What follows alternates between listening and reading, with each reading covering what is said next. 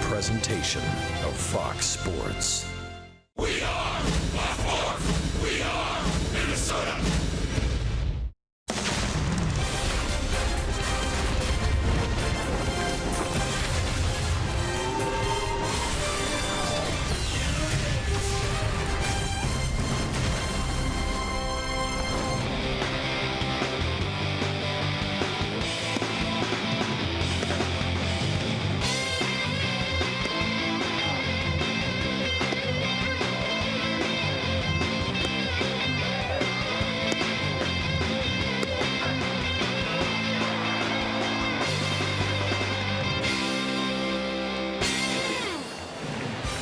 Another sensational start for Ervin Santana, a 2-hit shutout against the Orioles, and that is the 8th game this season where Santana has allowed 0 runs or 1 run in an outing. Just incredible. Today he'll face a tough test, though. The team with the best record in baseball. Houston has the top winning percentage, and the Astros have scored the 2nd most runs in the American League. This is a very good offensive team, and a tough test for the Twins and Ervin Santana. It's Memorial Day baseball today with the first of 3 games this afternoon for the Twins and the Astros. Twins baseball on Fox Sports North is presented by State Farm. Good afternoon and happy Memorial Day from Target Field. I'm Marnie Gelner. Yesterday, the Twins were in it for the long haul. A 15-inning, 6.5-hour game that pretty much wiped out the Twins' bullpen. And because of that, the Twins needed to make some roster moves after the game. They did some shuffling, and in the process, put Justin Haley on the 10-day DL with shoulder soreness, sent Kenny Vargas to AAA Rochester, which Paul Molitor said was a very tough decision and did not have anything to do with Vargas' struggles at the plate yesterday, really just because Kenny Vargas still had options left. Twins also recalled right-handed pitcher Drew Rosinski from Rochester and selected the contract of lefty Jason Wheeler. He was scheduled to start today in Rochester, and Molitor said if the Twins need any sort of long relief today, Wheeler would be their guy. Coming up, Ervin Santana is hoping for a repeat performance of his dominant start in Baltimore. Dick and Bert on Santana's challenge this afternoon against the Astros. Coming up next.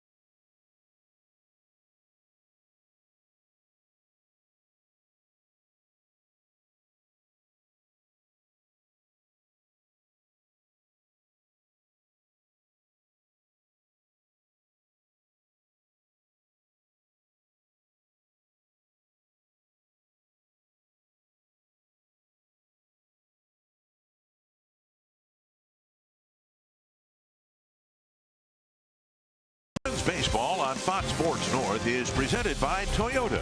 Tested, trusted Toyota. Toyota, let's go places. By CenturyLink, connecting you to the power of the digital world. By Sanford Orthopedics and Sports Medicine, for the everyday competitor in all of us. And by Jeep. Test drive a Jeep brand vehicle at the Jeep Memorial Day sales event going on now. The Memorial Day weekend, the unofficial start to summer, and we will spend this Memorial Day at Target Field. And Irvin Santana, as Twins fans know, has been very good, but he has been historically good, hoping to give the Twins a good chance to win here this afternoon. And we welcome you to Target Field, and we welcome Bert Blyleven back to Twins Television, and we wish all of you a very happy Memorial Day. Over the course of a long 6-month baseball season, teams are going to have tough losses. Well, the Twins had a tough loss yesterday, and they can be comforted in knowing that they've got the league's best going for them today. Yeah, and with the bullpen everybody used in yesterday's ball game, there have been changes in that bullpen. We'll talk about that later, but very important outing for Irvin Santana. Yes, he's been outstanding. Look at the whip. Walks and hits to innings pitched under 1 base runner per 9 innings, and you look at his earned run average, 31 hits in 70 innings. Well, he's had success against the Astros too, but I'll tell you what, there are some hitters for the Astros that basically had outstanding numbers against the Twins last year with you just look at this lineup for the Astros. They hit .269 as a ball club this year, second to the Boston Red Sox. They're going to score some runs. The Astros have baseball's best record for a reason. The Twins are in first place for a reason. And it'll be a matchup between 2 first-place ball clubs as we celebrate Memorial Day from Target Field.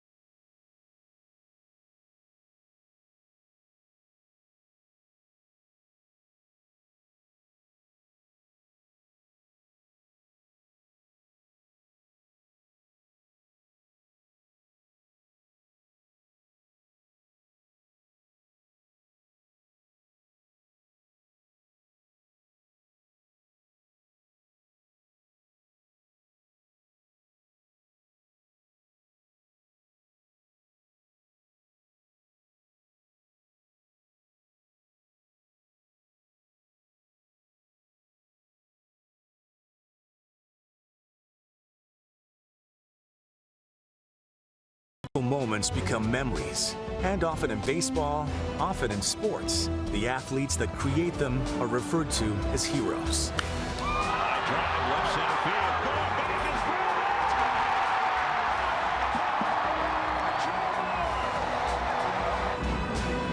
Vargas with a drive to right center field and deep. Kenny Vargas has tied the game. That ball was crushed. But this afternoon, on Memorial Day, America's pastime and its passion remember its true heroes. The men and women, sons and daughters, the mothers and fathers, the brothers and sisters who have fought and sacrificed for the freedom to play this wonderful game. Today may just be one game out of 162. But the freedom to play it is why we are thankful this afternoon.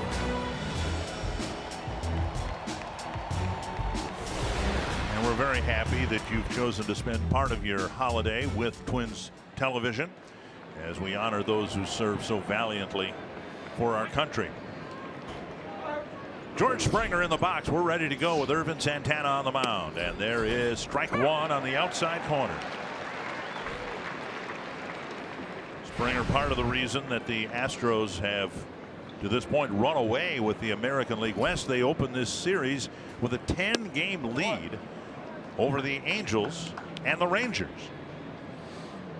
Yeah, Astros playing their 52nd game. For the Twins, it's their 47th game. A.J. Hinch in his third season as manager of the Astros. Swing and a miss, and it's 1-2. It'll be Springer, Reddick, and Altuve at least here in the first inning. I mentioned in the open, very good offensive ball club, hitting .269 as a ball club. They have scored 66 more runs than their opponent this year. Very good pitching staff. Half swing, but he went, and Springer's gone one away. And a good start for Santana.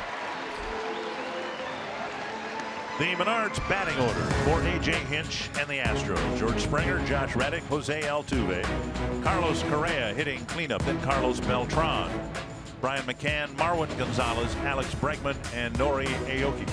And a lineup facing 34-year-old Ervin Santana, making his 11th start, and he has been, I mean, outstanding in his first 10. Look at the numbers, 7-2, very good ERA, best in the American League.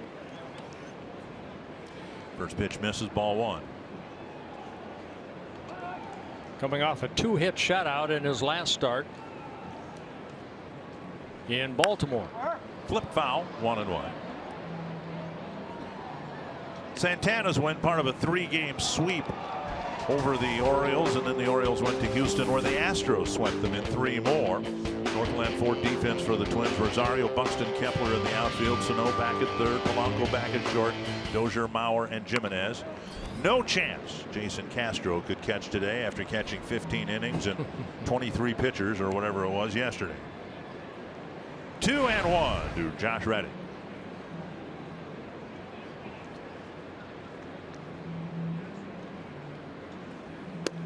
And a strike called, 2-2. Santana brilliant, just 2 hits in his 9-inning shutout, his second shutout of the year. The other one came here against the White Sox.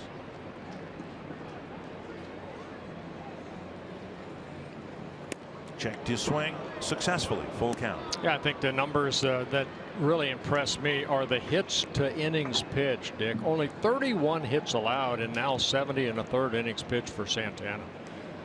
He has been very stingy. Got him looking. Reddick checked, and home plate umpire DJ Rayburn said it caught the corner. 2 down. Well, it's been a couple years for Santana to face the Astros. Take a look at this fastball out over the plate and clipping the corner for a second straight strikeout.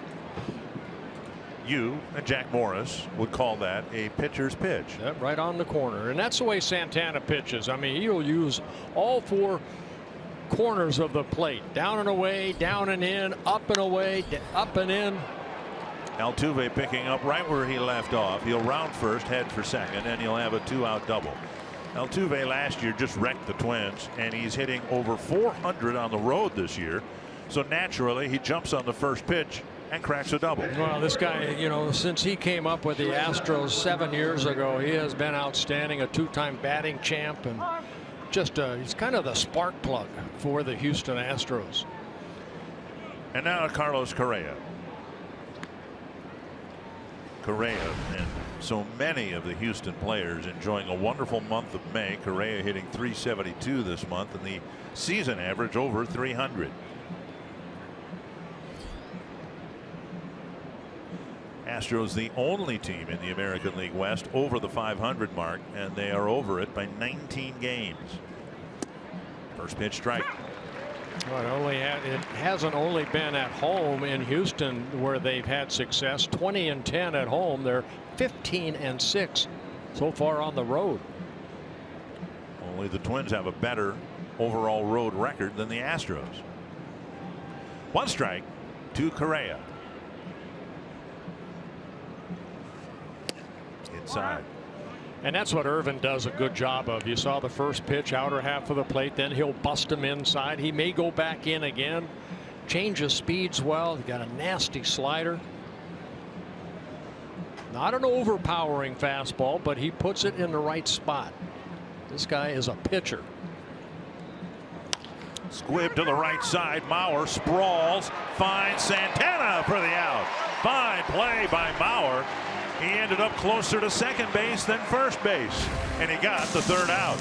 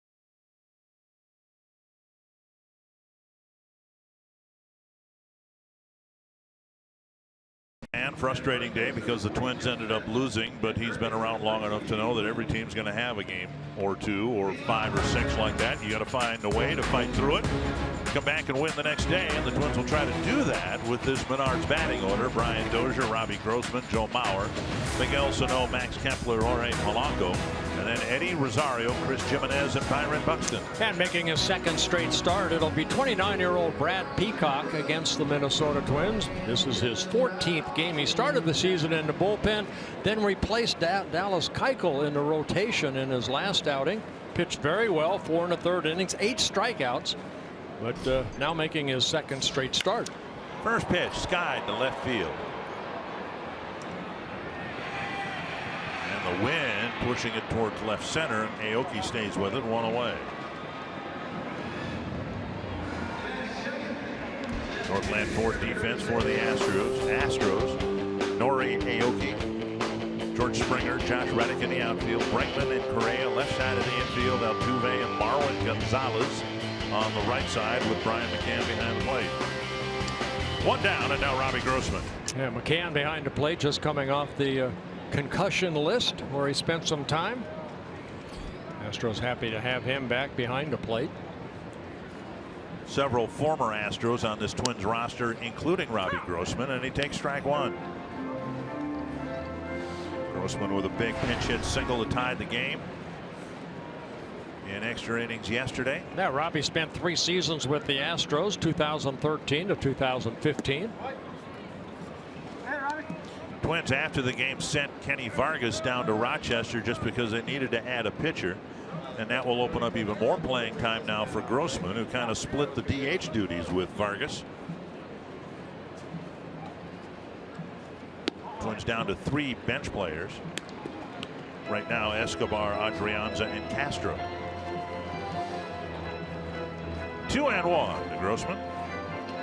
A lot of these Twin hitters have not faced Peacock. Very good fastball in the mid-90s. Good changeup. He's got a good hard breaking ball, and he came up with a cut fastball. It's down the line, but it'll hook foul. 2-2. And the Twins will catch, you would think, a bit of a break in this series. The Astros have the American League Pitcher of the Month in April in Dallas Keuchel. They won't face him. The Astros will likely have the American League Pitcher of the Month for May, Lance McCullers, and they won't face him. McCullers 4-0 with an ERA of under 1 in May. 2-2 to Robbie Grossman. And a called third strike. 2 down. Good fastball away. And Grossman with some words for DJ Rayburn. He may use some of the same words that Josh Reddick used when he left home plate a few minutes ago. Quite a day for Joe Mauer yesterday. 4 hits, 3 walks. And in the month of May, look at his on-base percentage, .453. Yeah, you know, and he struggled in April. 21 ball games in April, hit .225, but he has turned it on here in the month of May. Got on base 7 times in yesterday's ball game. The original plan was for Mauer to get a day off today, but given the roster reconstruction, even though he was on base 7 times, I mean, that's, and played first base, that's kind of a full day's work, and he's back in the lineup again today. 1 strike.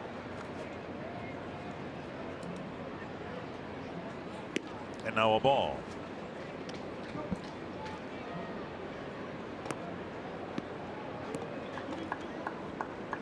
Now Peacock making his 3rd career start against the Twins. He last faced the Twins here on August 11th, 2014. Got a no decision in a Twins 4-2 win. To left center, but standing right there is Springer, and he makes the catch. And Peacock has a 1-2-3 first inning.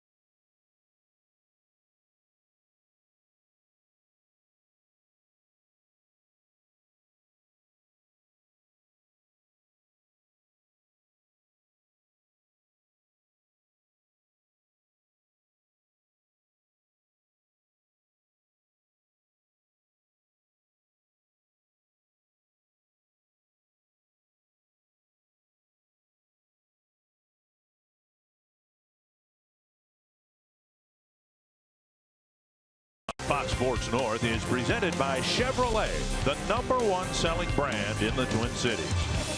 By Budweiser, this Bud's for you. And by USAA.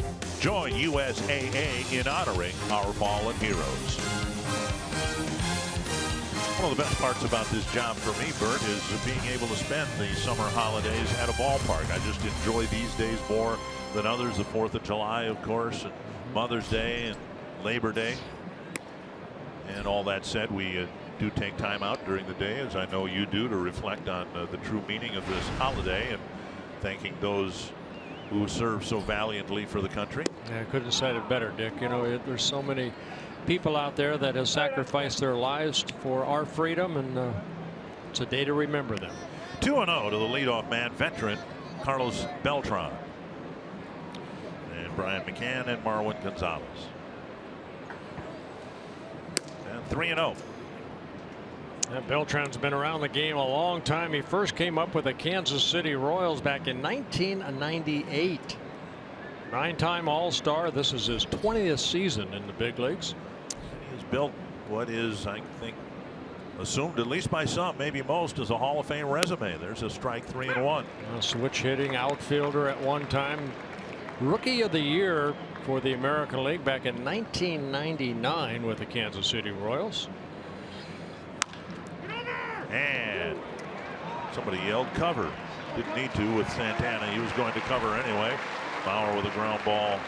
Flip to Santana, one down, and let's go to Marty Gelder. Guys, we're looking at our car scoop from the clubhouse. The Twins bullpen is back to 8 now, but Paul Molitor said it's really unpredictable right now because of the number of games the Twins are playing in the next few weeks. He doesn't know when that bullpen will go back to 7. Kyle Gibson is expected to make his next start, which would be Friday in Anaheim for the Twins. Molitor said that's a pretty safe bet to count on that. And Hector Santiago pitched for the Twins last night in the 15th inning. He should be good to go for his next start and stay on track. But more importantly, Molitor said he made it a point to tell Santiago that he did not look at the result from last night's game. He said he looked at what he did for our team. And as Molitor said, that was pretty big for us. He looked at his heart. That's what Santiago did coming off the bench and ended up getting the loss. But as a starter, you go out there and you want to be part of the team, and they needed somebody to step up, and it was Santiago, so good for him. Every time we showed the empty bullpen yesterday, I thought of the shots of the bullpen we showed 6-7 years ago. And I won't mention the man's name, but you know who I'm talking about. Kevin Slowey, I think. I did not mention it. I did. 2 strikes and now a ball. Slowey refused to pitch out of relief and was 14-15 inning game just like yesterday, and everybody else on the team was busting their tail trying to win a ball game, and he never took his warm-up off. In my opinion, you can't win with players like that. You can win with guys like Hector Santiago who raise their hand. Popped up, foul, and out of play. Well, Brian McCann at the plate. Of course, he had those great years not only with the Atlanta Braves, also the New York Yankees. Signed a 2-year contract with the Astros over the winter.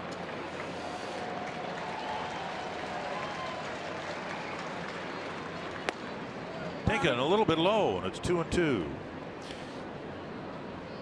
Astros obviously very good. They've won 4 in a row coming into this series.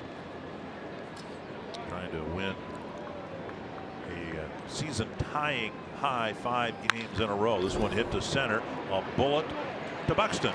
Sailed on him a little bit, but he's there for out number 2. Well, here's how good they are. They lead their division by 10 games. 35 wins in the American League.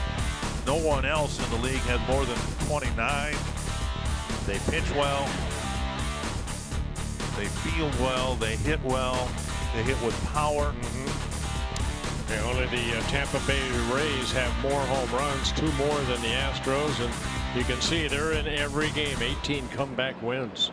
Twins have 13 comeback wins, and we remark about their resiliency. Now tack on 5 more, and that's why the Astros are the best team in baseball through the first 2 months of the season. 2 down. Here's Marwin Gonzalez, and this guy probably doesn't get many headlines, but what he's done has been amazing. He plays a bunch of different positions, plays them all well enough. He's the closest thing we've seen to a Ben Zobrist type, who has been so valuable to the Royals a couple of years ago and the Cubs now. Yeah, Gonzalez, a switch hitter in his 6th season with the Astros. On the outside corner, 0-2. Looks like DJ Rayburn's got a generous strike zone, and he is establishing it early. Well, maybe he heard about the 6.5-hour ball game last night. Wants to call strikes. That doesn't make him a bad person. Not at all. High fastball. Gonzalez gone on 3 pitches. Santana sails through the second, and Miguel Sano will start the bottom of the inning.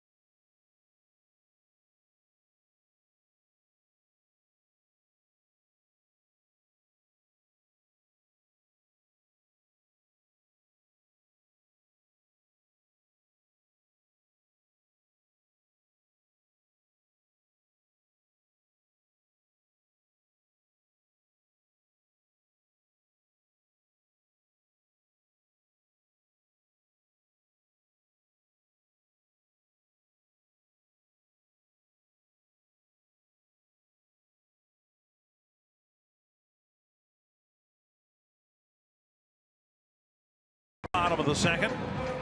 Twins had a 1-2-3 first inning. It'll be Sano, Kepler, and Polanco facing Brad Peacock in the second inning. Peacock only 9 pitches in that first inning, 6 of them for over the plate for a 1-2-3. Top of the first. Outside, ball 1. Got the first out on the first pitch. And then retired Grossman and Mauer.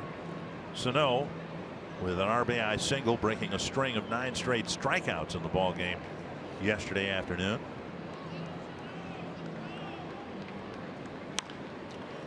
And off the end of the bat, foul, 1-1. You saw that little cutter right there by Peacock. That's been a very good pitch for him. A guy that basically did a great job out of the bullpen. They needed a starter. Peacock stepped up last outing against the Tigers on the 22nd of May and threw 70 pitches, 4 1/3 innings. He had 8 strikeouts in that ball game. Inside, and it's 2-1.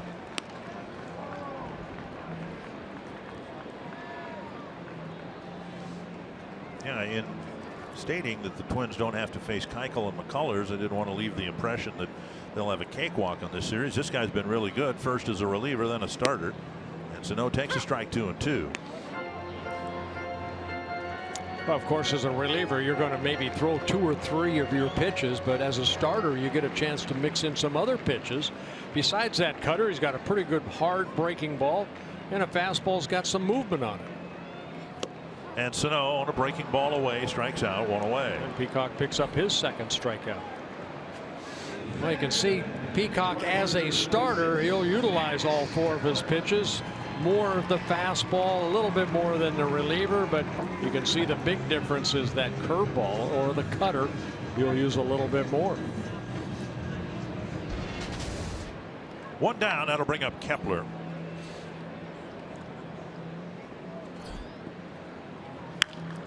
Fouled over the Astros dugout.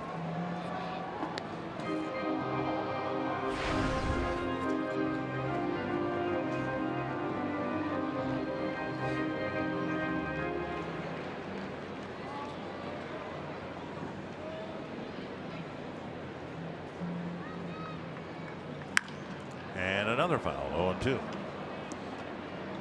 The fastball at 93 miles an hour.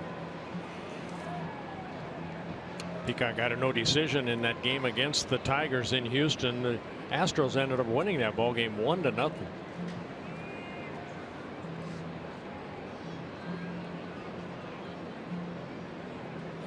And Kepler on a breaking ball strikes out. And let's get the showstopper in baseball today from Marty Gelder.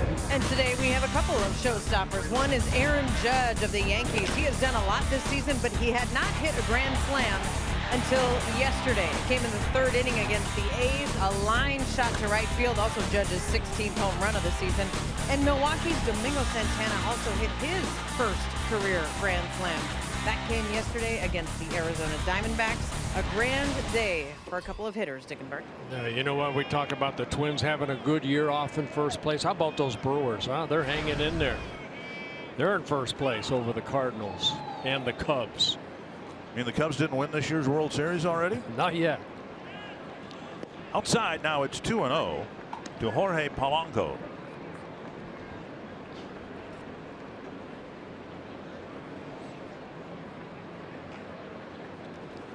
Twins looking for the first base runner.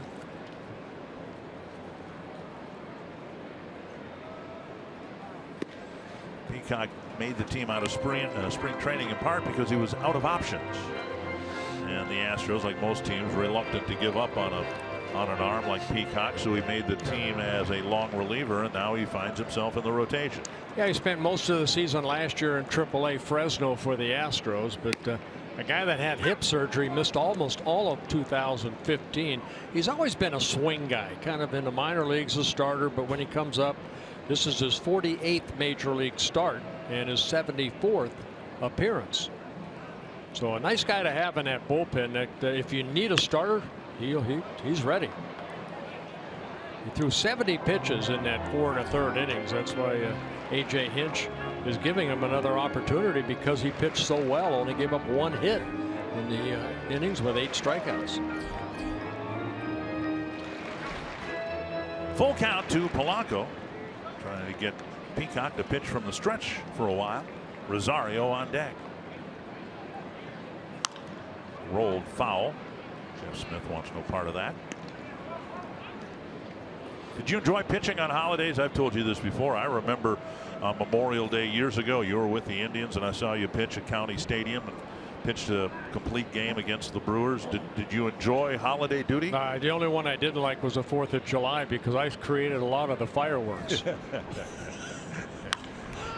Another pop-up, and that'll spin back into the seats. No, I enjoyed pitching no matter what day it was, but you know, holidays are always special. They really are. Plus, as I understand it, you guys get paid double, don't you, on holidays? When you with the Griffith family, you got paid double when you pitched on a holiday. Instead of $5, we got 10. Yes. 3-2 to Polanco. Now see if he challenges him here with a fastball. That cut fastball's been his kind of out pitch. Nice challenge him, struck out the side. 4 strikeouts through a pair of 1, 2, 3 innings for Brad Peacock.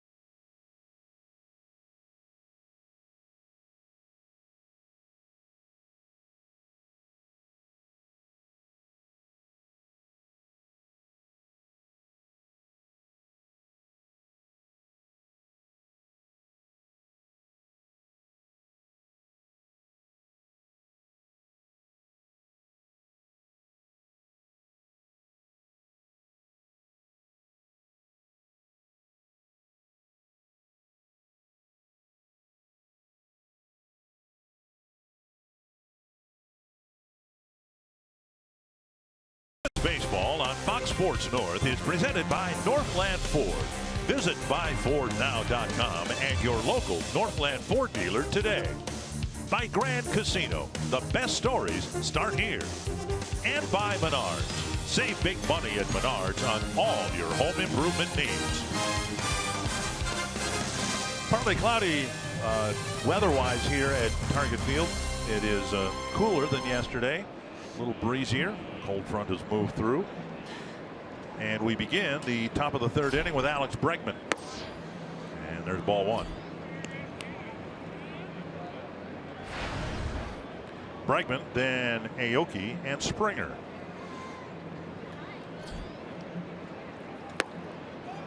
And missing again, 2-0. The Astros today are beginning a 10-game, 11-day road trip. When they leave town, the Twins will begin a 11-day, 10-game road trip. And Santana's missed with his first 3, just missing, but it's 3-0. Twins will go to the West Coast. 4 in Anaheim, 3 in Seattle, and 3 in San Francisco against the Giants. Right down the middle, 3-1. Yeah, Bregman in his 2nd season with the Astros, just 23 years old. First round pick by the Astros in 2015 out of LSU. 3-2.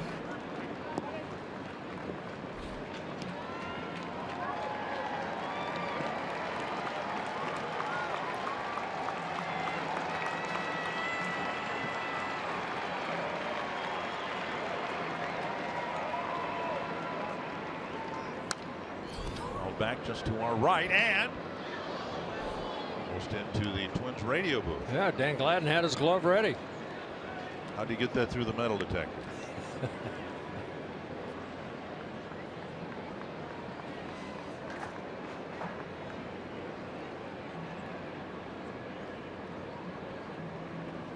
Strong on and miss, and Santana comes back from 3-0. And strikeout number 4 for Santana. Let's get the big story in baseball from Marty Gelner. The Dodgers hosted the Cubs over the weekend and swept the Cubs over the weekend. Yesterday's matchup was Clayton Kershaw and John Lester, but it turned out to be a hitter's duel. The teams combined for 22 hits and 13 runs. Lester and Kershaw each had their shortest outings of the season. Dodgers won that game 9-4 yesterday. They swept a 3-game series from the World Series champs. Thank you, Marty. You know, Dick, I think that's what's so exciting about the game of baseball. You look at that, you know, Lester against Kershaw, you're thinking it's going to be a pitcher's duel. Instead, well, like Marty said, you know, it's the shortest outing of the year for both of them. We had that with Sale and Santana here a couple weeks ago. Yep. 1-1 now to Nori Aoki.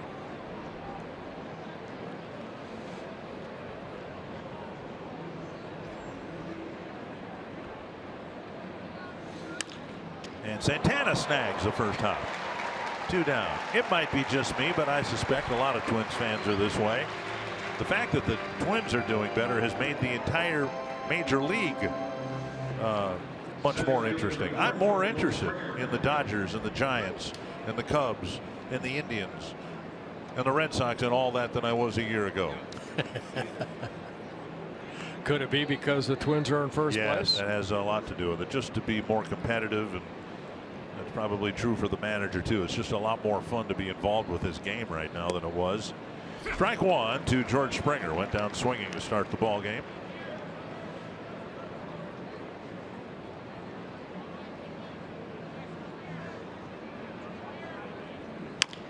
Tapped up the line, foul. 2 strikes. Good slider right there by Santana. Springer took that first slider for a strike. We'll see if Santana goes inside. Again, he doesn't keep that hitter, you know, very well balanced at home plate. He'll work that plate both in and out. Now trying to go up in the strike zone. And that was up. The base runner in the game so far, Altuve, who cracked a 2-out double into the right field corner.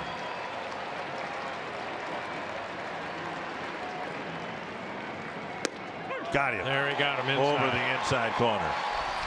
And Springer squawks about it. You're watching Twins baseball presented by State Farm. Scoreless going to the bottom of the 3rd.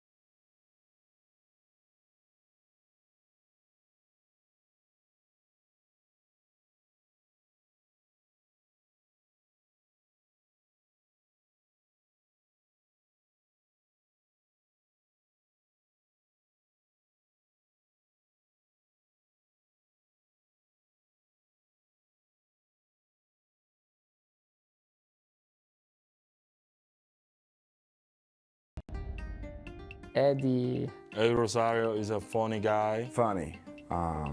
Definitely one of the comedians on the team. The guy that, quote unquote, that has the most fun on the field. After guys. Play hard, run hard every time, you know. He's just always out of control. Sometimes it's stupid. A lot of times it's a good thing because he's very overly aggressive on the field. All the tools in the world, exciting player to watch. And he goes after the first pitch. It's a lazy fly ball out to center. Springer there, one very quick out. Yeah, Rosario, one of those guys that you know, getting more at bats, getting better and better, and he's hit really well here at Target Field, and hitting .306 here at Target Field so far this year. He has 4 home runs, all of them have been hit here. Peacock sailing along in part because he's retired 2 leadoff men on 1 pitch. Dozier in the first, and now Rosario in the third. Chris Jimenez will bat.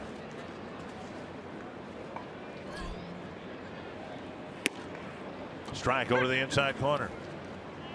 Well, both starters attacking the strike zone. 8 batters so far, 6 first pitch strikes for Peacock. Got 7 outs on 26 pitches. And on the outside corner. 0-2.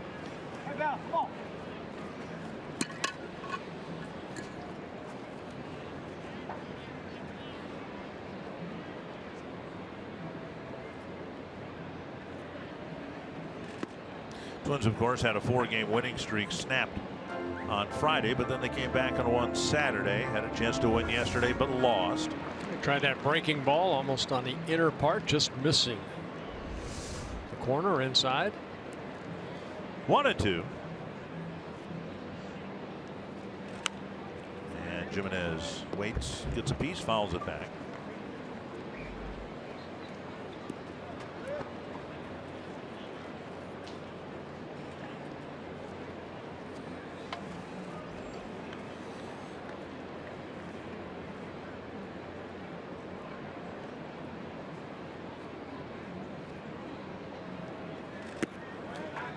Now 2-2. Even though the Twins do not have a base runner, Peacock, one of those pitchers that basically starts out of the stretch position like there is a runner at first base.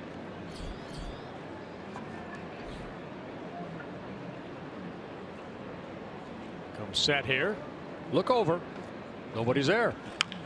Tapped foul. Jimenez didn't play yesterday, and towards the last couple innings yesterday, we didn't know whether he was going to appear as a hitter and a catcher or as a pitcher. As the Twins had used everybody else, that's what led to Santiago. First, Duffy, who wasn't supposed to pitch yesterday, he pitched, faced one man, and then Santiago pitched. Jimenez was ready to relieve Santiago had the game gone any further. On the inside corner, and Jimenez, who's been catching in front of DJ Rayburn. Stands. We've got a big strike zone today. 2 down. Only in Minnesota can you find that small town charm known for its natural beauty and many historic sites. In this case, we're talking about Little Falls. You can visit the Charles Lindbergh Historic Site where the famous aviator spent his boyhood summers and a few winters at this home on the Mississippi. The newly remodeled visitor center with state-of-the-art exhibits tells more of the family story. You can find travel inspiration at exploreminnesota.com. Share your favorites with #OnlyInMN. You know, Dick, even though I was a pitcher, but when you look at an umpire like DJ Rayburn, yeah, maybe it's, you know, he's calling the corners of the plate, but look at the game, the tempo. Look how it's going so far. Both pitchers being very aggressive in the strike zone. Good heart-breaking ball right there.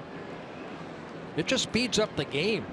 You know, there were 20 walks yesterday between the Rays and the Twins too, which helped make that ball game be as long as it was. But you're dealing certainly with Santana, and from what we've seen from Peacock, 2 pitchers who are throwing the ball where they want to, on or near the edges of the strike zone. Catcher moves inside, the ball's inside. This time McCann's sitting away, and the ball just misses away.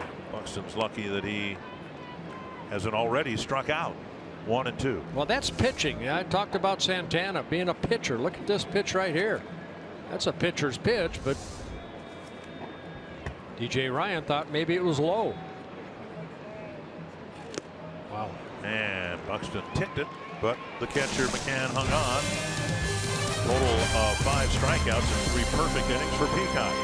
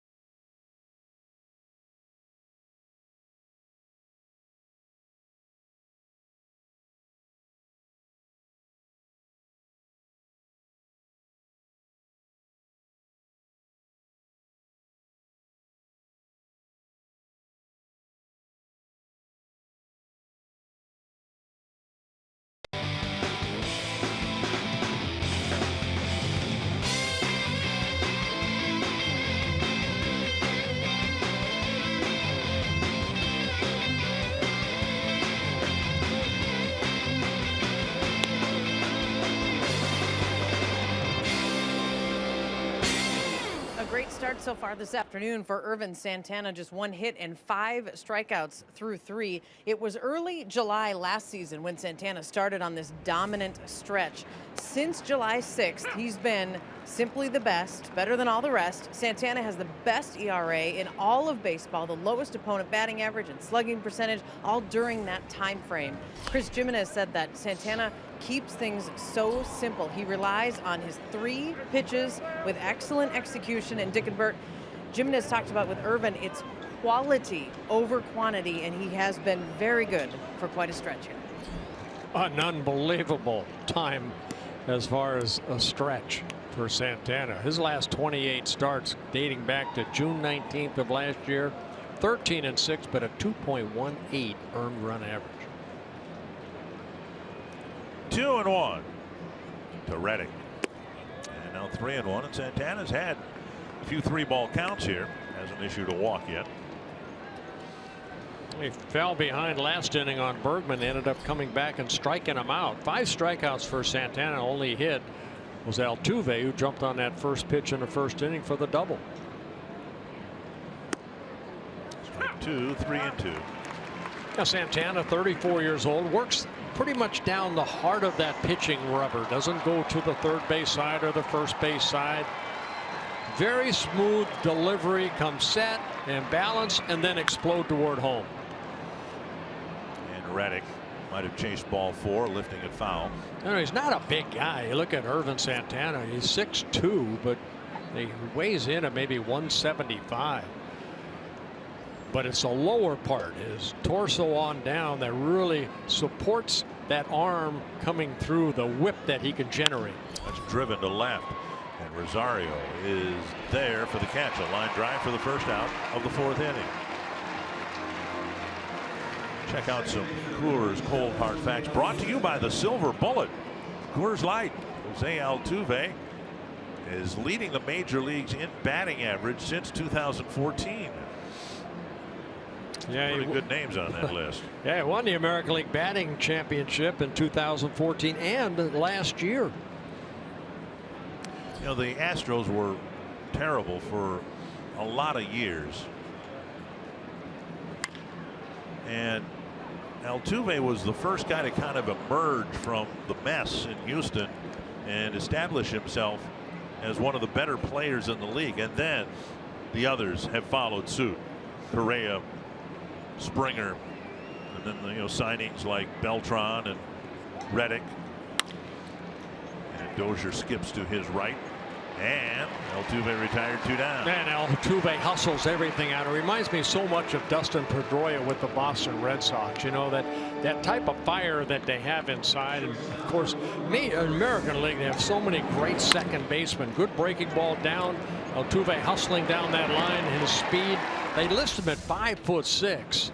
And I'll tell you what, at 5'6", that guy has a lot of energy and a lot of power. Mm-hmm.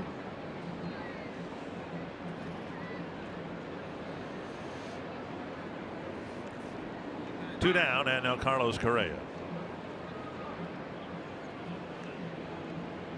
Astros 3 years in a row lost a minimum of 106 games. Now the Twins lost 103 last year, and it was an awful year. But they won 83 the year before that, and the hope is they'll win at least 83 this year. But they lost in 3 successive years 106, 107, 111 games. And then started to come out of it. Down and away 2-0. Well, a couple of years ago, they ended up going in the postseason as a wild card game against the Yankees. They ended up winning that ball game and then lost to the Kansas City Royals in 5 games, and the Royals ended up winning the World Series. High drive to deep center field. Buxton back and looking up and gone. Correa hitting one well up on the corner of the batter's eye, and it's 1-0 Houston. And that's one thing the Astros do. They hit home runs. That's their 73rd home run of the year. Correa's 8th. Only the Tampa Bay Rays, who just left town, have hit more in the American League. It's like a pitch that got left up. Yeah, breaking ball, slider right down the heart of the plate, and Correa. Boy, the way Buxton went back, it looked like maybe he was going to try to jump for it, but that ball went, like you said, halfway up that batter's eye. Strike 1 to Beltran. You can see where Jimenez was moving his glove from the low and away corner over the middle of the plate, and that's never a good sign. This one chipped to left field. It'll be a long run for Rosario, and Polanco kind of lets it go. And here's the throw nowhere. Where in the world was the throw going? Rosario throwing it into the camera well from left field. Polanco ran out there, and then he reacted like he thought Rosario was in the vicinity, and then Rosario picked it up and fired the ball into the camera well. And kind of a chip shot right here. Polanco maybe heard something. He kind of backed away at the last second, and then for some reason Rosario saying, hey, everybody here that's here today, look at my throwing arm. Well, it's 1+1. It's interesting. Beltran, who's been around for 20 years, thought he'd just go diagonally from first over to third, and the umpire said, no, you actually have to touch second base. So on a thrown ball that goes out of the field of play, it's 1+1. It's a base hit for Beltre, and then the error by Rosario, his second on the season, and for the Twins only their 18th. And now Brian McCann with a runner at third, and that gets away from Jimenez, and the run will score. So the error by Rosario costly on the very next pitch, because it costs Santana and the Twins a run. Yeah, slider down and in that Jimenez couldn't knock down. It deflected over to his left. Then Beltre, at 40 years old, scoots in from third base. A wild pitch will be charged to Santana. That slider, maybe a fastball down, and yeah, Jimenez didn't really turn his glove over. And maybe knocked that ball down and got away from him. 2-0 Houston, and the 2 runs scoring after the second out. Now McCann lifts a lazy fly to center. Buxton out there, plenty of room, and that ends it. But a home run, a single, an error, and a wild pitch, and just like that, it's 2-0 Houston.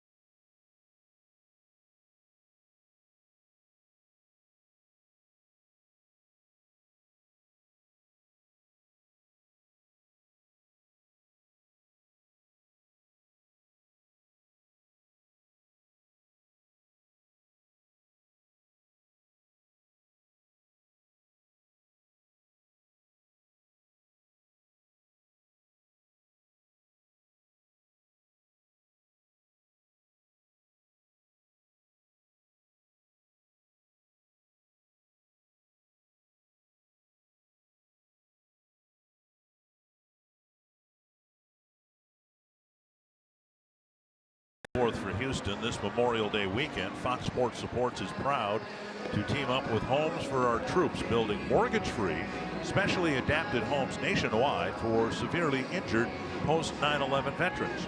To learn more about how Homes for Our Troops is enabling our veterans to rebuild their lives, and visit FoxSportsSupports.com. We're wearing pins in the honor of that wonderful program here this weekend.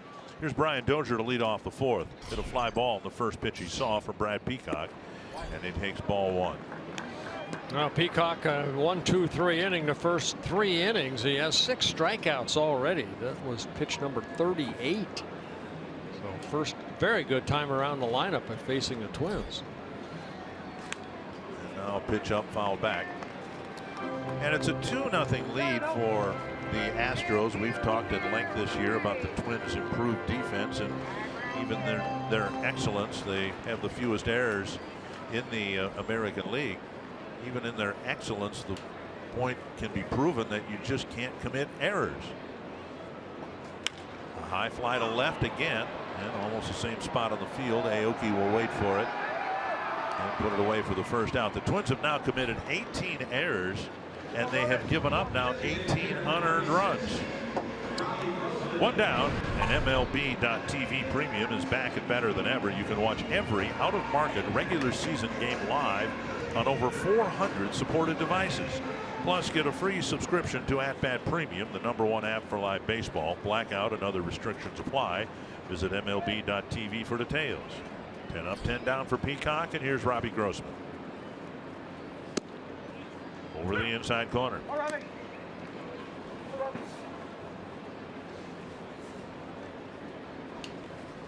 Peacock emerging as a really good starting pitcher for the Astros. Just his 2nd start of the year, and he gets ahead of Grossman quickly. 0-2. You know, he pitched really well out of the bullpen prior to that start against the Tigers. They had him only go on a pitch count of 70, and that's exactly what he was at in 4 1/3 innings. They took him out, and again, only 1 hit allowed in that outing with the 8 strikeouts.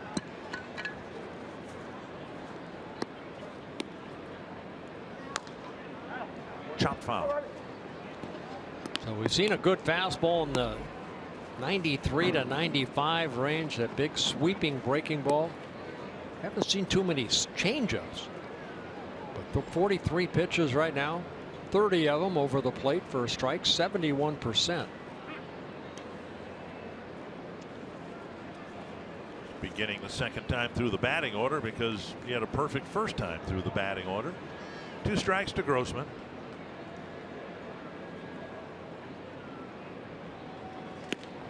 And now a ball.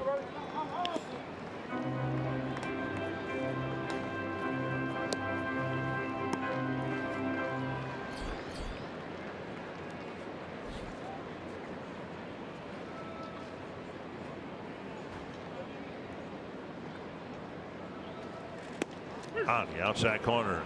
Grossman's called out on strikes for the 2nd time. Yeah, that was more straight over the, almost like a curveball. He went, it seemed to go a little bit higher over his shoulder. Take a look at this right here. That had more of a downward break than the sweeping breaking ball we saw. So strikeout number 7, as you mentioned. And now Mauer will hit. You can see the curveball right there.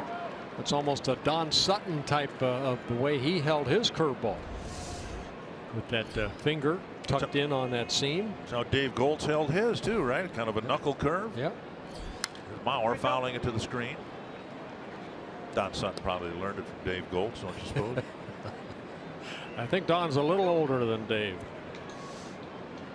1 strike to Mauer. Boy, I tell you what, Goltz had a nasty knuckle curve. Won 20 ball games one year with the Twins with that pitch and a good fastball.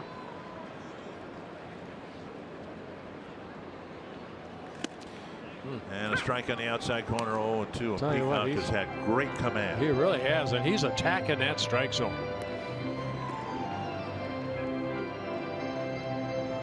That's what you like to see. I know I was watching Gibson yesterday, and hopefully he's watching, you know, these guys go about their business here this afternoon, about going and attacking the strike zone, trusting your stuff, And Mauer gets the first base hit, lining a single to left. And you know, Joe is having such a good month of May, and you know, that's Joe Mauer at his best, and that's what I think we've seen here in the month of May. Joe just taking the ball the other way. He's not gonna, you give it inside, he may try to pull it, but this is classical Joe Mauer swing right there. Just take it the other way, and the Twins are on the board as far as a hit. We'll bring up Sano. Saw Mauer pull a fastball for a double yesterday. Homered to the opposite field. Actually hit the ball fairly hard in his first at bat, but with the shift it was right to Springer. Here is Sano. Big swing and a miss. And the teams, it doesn't make any difference what uniform they're wearing, what the pitcher is. They're all getting swinging strikes from Sano on basically the same pitch. Right, right. If you make a mistake, yes, Sano can hit it a long way, but you know, I wouldn't be surprised if Peacock goes at him again with that hard breaking ball. McCann sitting down and away. Another one missing low that Sano took. You'd be tempted to say they're pitching against the shift because they're pitching him away, but Miguel's trying to pull everything. So no, they're not pitching against the shift. They've got the right side of the infield wide open with Gonzalez holding Mauer and Altuve over on the other side. And Miguel gets under one. A mile in the air. And there's a hanger right there. He missed his pitch. And that's trouble, and a great catch by Correa. Falling down and making the catch in short left field.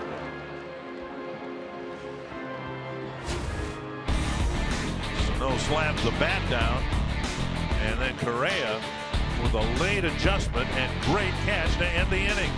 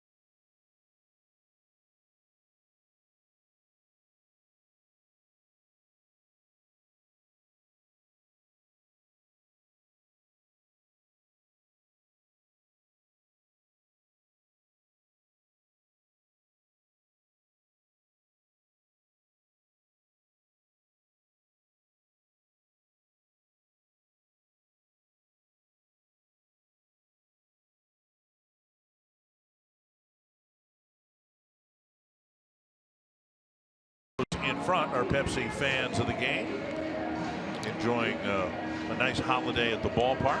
So with her family, Asher right there, just turning 2 years old. Happy birthday to you, young man. How old were you when you went to your first major league game? I'm gonna guess I was probably about 10 or 11, something like that. Dodger Stadium with my pops. How about yourself? 5 or 6, I would imagine, with my dad at Metropolitan Stadium. Strike at the knees. Well, Irvin knows what he needs to do right here. He gave up the home run to Correa and then the box up unearned run with Beltre scoring on that wild pitch. Keep it at a 2-0 deficit. Beltran. Excuse me. And now down and in. 1-1. Gonzalez, Bregman, and Aoki, the bottom third of the Astros batting order. 1 earned run, 1 unearned run against Santana in the fourth.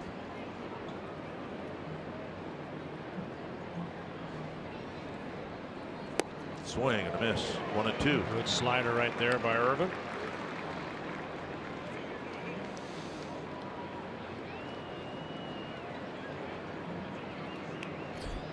Santana's making his 5th career start against the Houston Astros. As a Twin, he's 2-0. Overall, he's 3-0 in his first previous 4 starts. Good earned run average at 2.20. And last faced the Astros September 5th of 2015 when he beat the Astros 3-2 in Houston. Member of the Twins. In the dirt, blocked kind of by Jimenez. 2-2.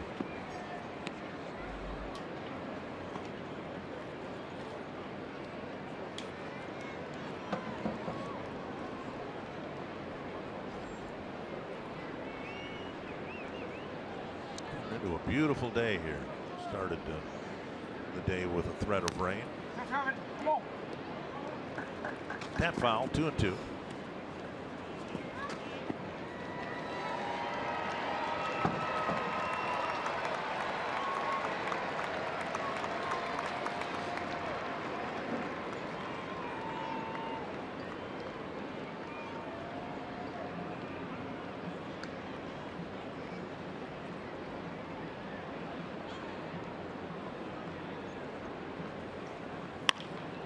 To right center field and down for a hit. Jimenez made a couple of different pitch suggestions. Finally settled on one with Santana, and Gonzalez with a leadoff single. If you are looking for the ultimate Twins experience this summer, try out the all-new Twins baseball and softball camps presented by Select Heartland Chevy dealers. They're perfect for kids' summer plans. Camps are for kids ages 6 to 14. And feature a current Twins player and coach, a VIP day trip to Target Field, full Twins uniform, skills competition, and more. To learn more and register, visit twinsbaseball.com/training. Leadoff single, and now Alex Bregman struck out swinging his first time up. Now to center. Buxton over for a catch. 1 down. You know, you go back to that pitch to Gonzalez. Santana, yeah, he shook off Jimenez. He wanted to go fastball in and left it out a little bit, and Gonzalez just kind of fought it off and hit it into short right center. And now Aoki hit a 1-hopper back to Santana his first time up. Would you say that you were average, below average, or above average in terms of shaking off your catcher over the years? Probably below average, because I came up with Phil Roof, George Meadowall, and they pretty much called the game for me. Plus they were bigger than you. Well, a lot bigger, yeah. But you know, when you have a catcher that has the experience like Roof and Meadowall did, I'm 19 years old, 20 years old. You know, yeah, you have to trust your catcher. You have to, because they're looking down at the feet. They're looking at a little movement, little thumb, maybe a throw over to first base by Santana. See, that used to be the knockdown pitch, right. The old thumb. Phil Roof would give me that once in a while. 1-0 to Aoki. I blamed it on the catcher, not me. Just doing what you're told, right? Yep. Well, the reason I ask is an issue's been made of Adalberto Mejia shaking off his catcher the other day. Mejia really green in terms of experience up here, and whether it's appropriate for someone who's as inexperienced as he is to shake off the catcher. Well, I don't have a problem with that. You know, if you know what you want to throw, you like you know, that at bat. Loft right there, but that at bat against Gonzalez, I mean, Santana kind of, I think when he got that ball back, I want to try that fastball in, and you know, Jimenez, they were on the wrong page right there, and Santana did it, but credit Gonzalez, he fought it off and got the base hit. I mean, you're the one with the baseball in your hand out on that mound, so you have to have an idea what you want to do here. How do you get a ground ball right here? Just like that, see? Polanco flips to Dozier. They'll only get one, but they got the important one. A good play by Polanco getting to the ball and then getting the ball eventually to Dozier. 2 down. Yeah, nice little play by Polanco. We've seen him really get better and better, I think, at short. This ball going up the middle. Does it hit the bag? Just over the bag, and then kind of a backhand little flip over to Dozier to get the force out of Gonzalez at second. Dozier a little pick right there, gets the force out for the second out. And now Springer with a man aboard and 2 down.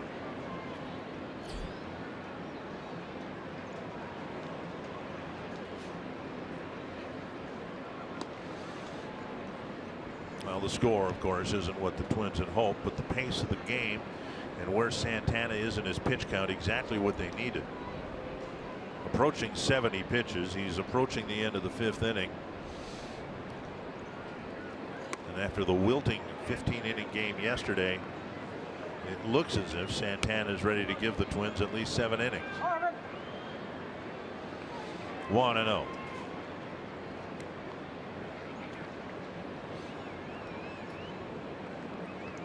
Well, credit Santana. He has not had an outing where he has not pitched at least 6 innings.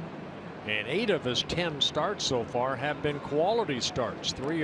6 innings, 3 earned runs or less. I mean, 8 of the 10 starts he's only allowed 1 run or less. Just got beat up against Boston and Colorado. But still, he went 6 innings in those ball games. Missed inside 2-0, and Jimenez will run the ball back out to Santana. Maybe a little miscommunication there. Santana moving around a little bit, kind of stretching his back out. That's breaking ball. Got the strike zone, but not called. Jimenez maybe crossed up there a little bit. It looked like he caught that awkwardly. Didn't receive the ball well enough to get the pitch called a strike. 2-0.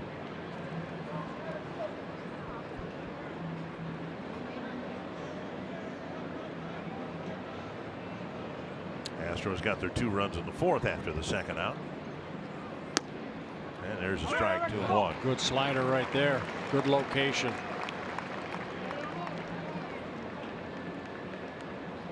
You look at Santana's numbers in May, and this is, of course, his last start. Coming into the game 3-2 in May with an outstanding earned run average of 2.83.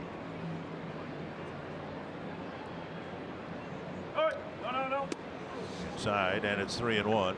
But then you look back to April, and he was 4-0 with an ERA of 0.77. If it wasn't for Dallas Keuchel's great month of April, he would have been, Santana would have been the American League Pitcher of the Month.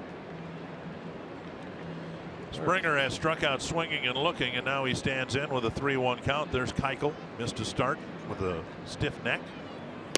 Check swing and a called strike, 3-2. Another good slider.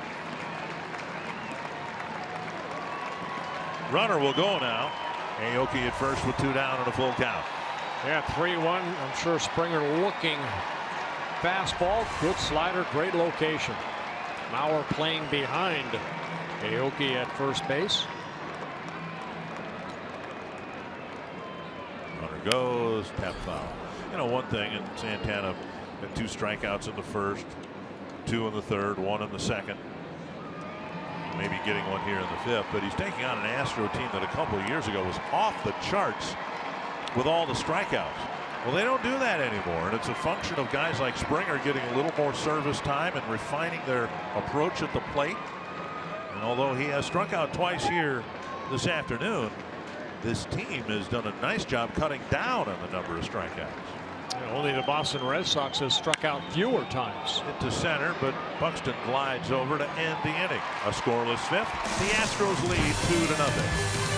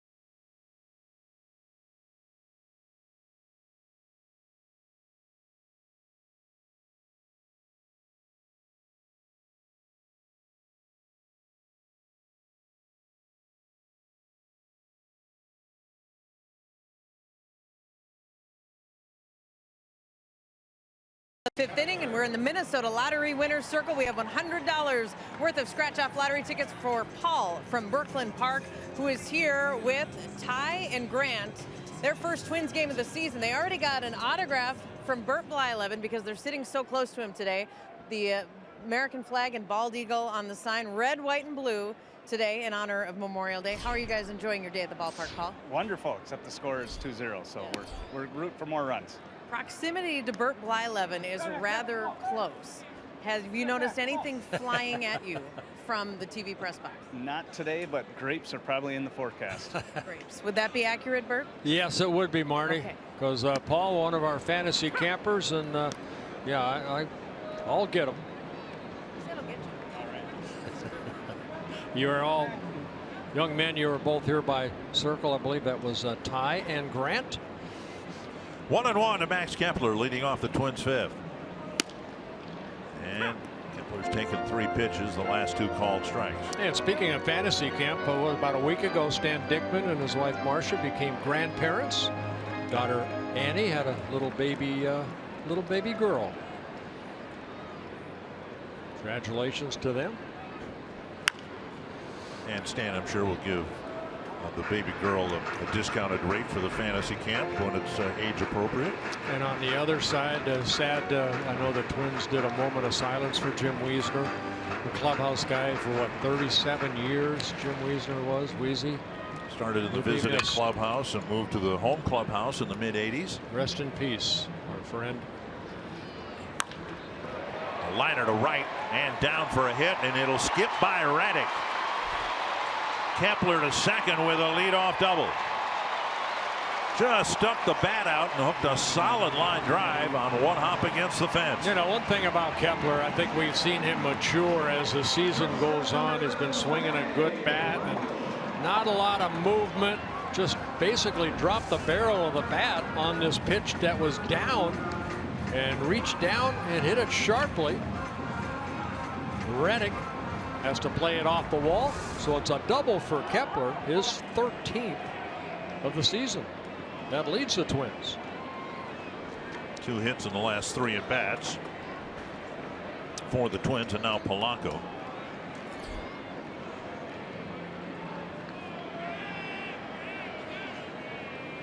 Pulled foul, and Twins fans, of course, are wondering why can't this team play better at home? And to me, the biggest reason is situations like this, situational hitting. It's been good on the road. For whatever reason, the Twins have gotten the minimum out of the maximum in situations like this at home. And I don't know whether it's a largely young roster squeezing the bat a little too tight at home. Yeah. I don't know what it is, but in Baltimore, it seems like every time there's a situation like this, Kepler was at least at third base at the end of the at-bat. Yeah, I mean, yesterday's ball game in the bottom of the 14th, the Twins had a chance with runners at second and third and 1 out and unable to drive in that winning run. So, yeah, could be. I mean, Polanco's job right here, try to get Kepler over to third. Well, now it's 2 strikes. Rosario on deck. And Peacock continues to pound the strike zone. 58 pitches. Almost 75% have been over the plate of his pitches.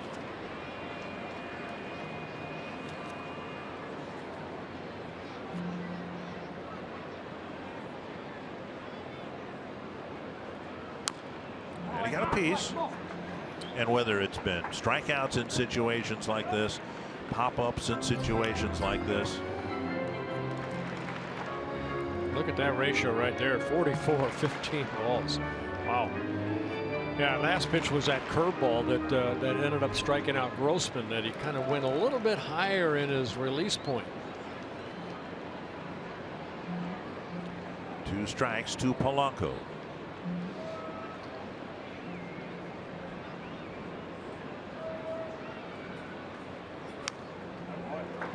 We mentioned it last night. Yesterday, I guess it was last night by the time we mentioned it. Polanco, I mean, he's just got what, 400 and some big league at bats. He's one of the toughest guys in the American League to strike out. Now, he did strike out in the 2nd inning on a foul tip. Well, he struck out only 16 times in 156 at-bats.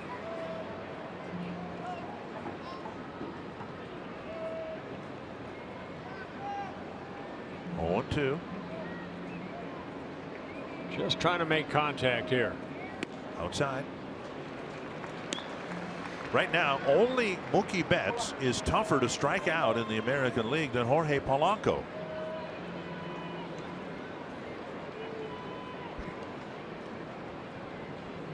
Strikeouts are based on per plate appearance, the official league stat. One strikeout every 11.5 plate appearances. 1 and 2. Again, you know, you make a nasty pitch and he fouls it off. As a pitcher, you don't like facing guys like Polanco because he'll run that pitch count up. And Peacock now at 62 pitches. In his previous start against the Tigers, he threw 70 pitches. And we saw how important the pitch count can be. We think of it in terms of the starter, but we saw how important it was for Brandon Kintzler in the 9th inning yesterday. Dickerson had a long battle, and then Longoria did. A drive to right center field, carrying deep. This ball is back and high off the wall. Kepler will score. Polanco scampers to third. A tremendous at-bat for the Twins shortstop. All right, kept fouling off maybe nasty pitches. Peacock finally left him a breaking ball that he would just, like Kepler did, drop the barrel of the bat. And you see the power that Polanco can generate. That ball just kept drifting and drifting, and Reddick looked like he had a chance to catch it, but instead it hits off that wall in right center field. There's all the pitches that Peacock threw to him. Finally, that breaking ball. That's the same pitch Kepler hit. Yep. Except Kepler went down a little bit higher, and Polanco got a little airborne and hit it off that wall for an RBI triple, his 3rd triple of the year, driving in his 20th run. Here's Eddie Rosario. Middle infielders playing, back corner infielders up, tying run at third, nobody out. Knocked down. I don't know whether McCann got it or the home plate umpire Rayburn stopped that pitch. Ball 1.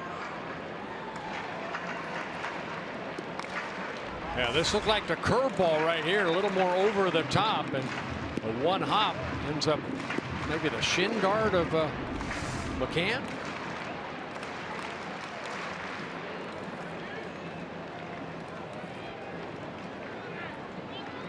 One and 0.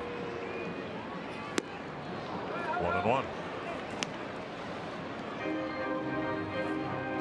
Talking with Paul Molitor today about the 15-inning loss, and he said the frustrating part, the most frustrating part, was the fact the Twins had so many opportunities earlier in the game just to get one extra run. Well, look what Houston's doing right here. Middle of the infield, playing back, just get it by the pitcher. That's all.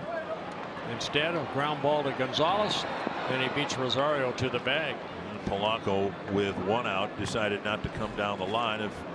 Or with no one out, with 1 out, he may have tried, and now that'll leave the at-bat or the game-tying at-bat the Twins hope to Jimenez. Those are the frustrating at-bats right there. Put it on the ground, get it by the pitcher, you've got to run batted in. Exactly. 1 down, and now Jimenez.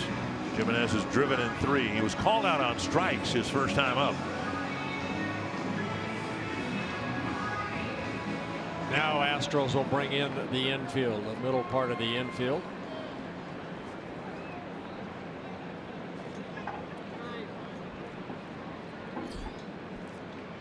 Get it airborne. Pitch is up. DJ Rayburn flinched a little bit, but did not bring up the right arm. Ball 1. Yeah, that ground ball by Rosario, the first ground ball out in this ball game for Peacock and the Astros. Inning started with a pair of extra base hits. The Twins trying to get at least the game tied up here in their half of the 5th. Taken low, 2-0. Buxton, the batter, on deck. And the Twins having much better swings and success against Peacock the second time through the batting order. 2-0. On a look fastball, got to drive it. And he went for the breaking ball. Peacock has not walked anybody. He has 7 strikeouts.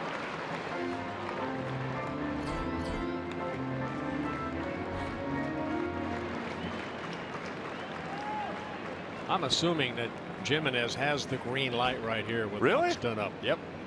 Look for the fastball. Hit it hard. Set it's ball 4. Now first and third, and Buxton to the plate. We'll see how the Astros play this because of Buxton's speed. They may leave the infield in here rather than thinking of getting a double play. I thought maybe he had the green light if that pitch was hittable, only because Buxton is very strikeout prone. Brent Strom, the pitching coach, out to talk to his right-hander. Since Mauer got his 2-out single in the 4th, Peacock hasn't been nearly as efficient. He got away with a pitch to Sano. Sano knew it. Peacock knew it. And since then, double-double. Rosario tapped out, but a 4-pitch walk to Jimenez that is maybe the biggest warning sign of all. I think you have to credit Max Kepler to get this inning going by hitting a pretty good pitch down that he drove him, past Reddick and right for the double. You can see the first 3-4 innings very good right now in the 5th inning. 19 pitches so far, a total of 70. And that was as many pitches as Peacock threw in his first start against the Tigers. So he's reaching the end of the road here anyway. The assumption was he'd be allowed about 80 pitches here today. Buxton in a big at bat, and they will play at double play depth in the middle infield. Jabbed at it, strike 1. Yeah, they're playing at double play depth, but they're not all the way back. They're about halfway. Correa and Altuve in the middle part of the infield. Third baseman Bregman trying to do what he can to hold Polanco close to the bag at third. But the first baseman Gonzalez was crashing on that bunt attempt.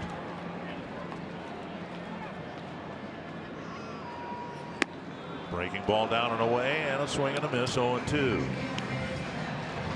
Again, that's why I thought Jimenez would have the green light, because Buxton has struck out 52 times in 132 at bats. He's not even close to that slider. Got to make contact here someplace. Dozier on deck. And it almost has to be another breaking ball down like that. 2 down. And strikeout number 8 for Peacock. And now Dozier, the veteran, trying to give the Twins a much needed lift with a 2-out hit.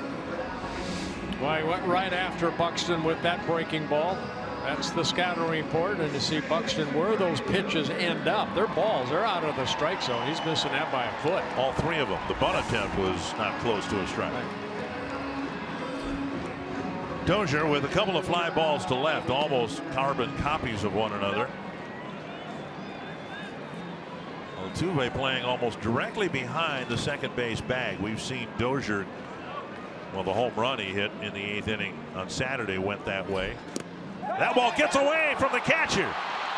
Rosario will score. Peacock doesn't handle the throw, and Jimenez can't find the ball, but the game is tied with Polanco coming in on a wild pitch. Well, both teams taking advantage of a wild pitch. Santana wild pitch Beltran home in the 4th inning, and here Peacock, a wild pitch, allows Polanco to score. Oh, that might be a pass ball right there. That's a pass ball. That ball's got to be caught. Yes, it does. And then Jimenez went to second. I don't think he knew where the ball was. And by the time Peacock retrieved it, Jimenez was still stuck at second base. Polanco scores to tie the game, and now Dozier, if he can find some outfield grass, might give the Twins the lead. Or a seat. That would work too. Dozier with 7 home runs on the year.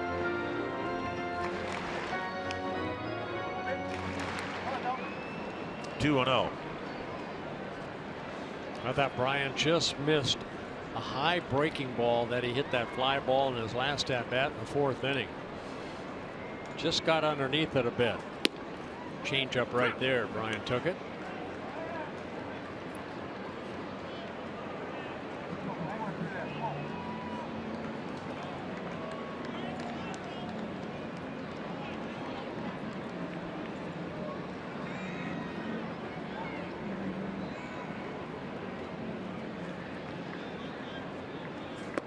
And now 3-1 with Grossman on deck. Peacock, even if he gets Dozier and completes the 5th inning, might be done for the day. He can't win the game unless he completes this inning. And the Astros reclaim the lead in the top of the 6th. I don't think A.J. Hinch cares about it. Peacock might. But he's struggling here in the 5th inning. And if he loses Dozier, he might be out of the ballgame.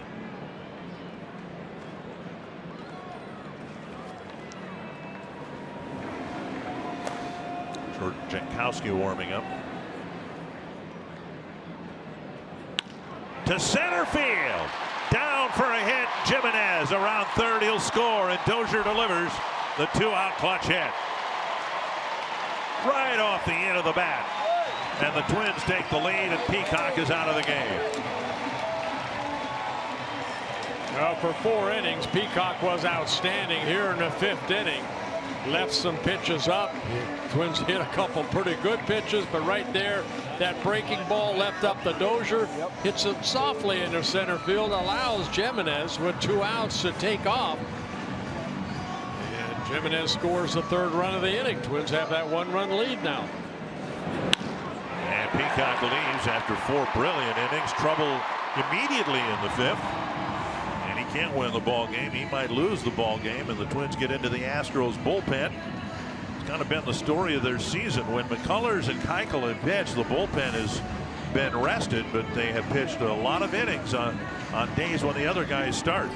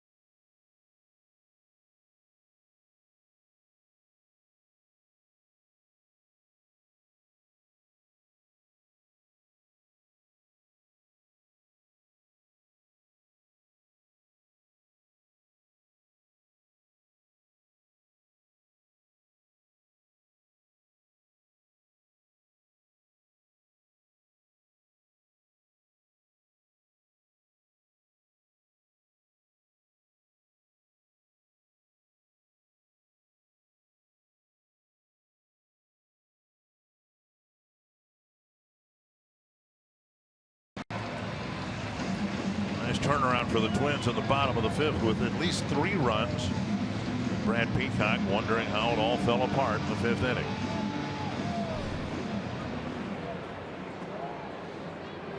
And so the Twins get into the Astros bullpen. Jordan Jankowski coming in for just the 2nd time this year, and he'll face Robbie Grossman, who's taken 2 called 3rd strikes. Jankowski's 2nd appearance or 2nd stint with the Astros this year, just getting called up a couple days ago. Swing and a miss, 1 strike to Grossman.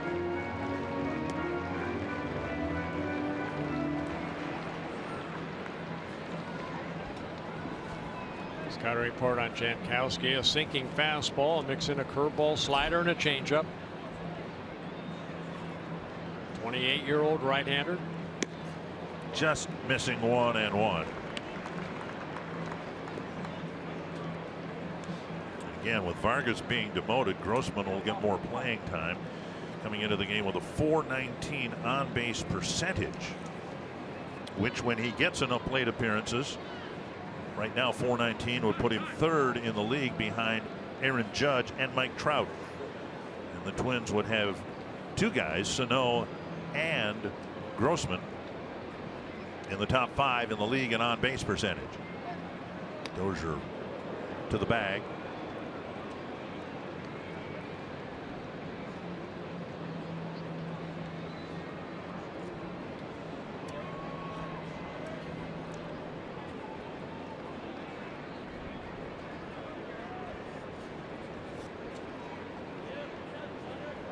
1-1 to Grossman.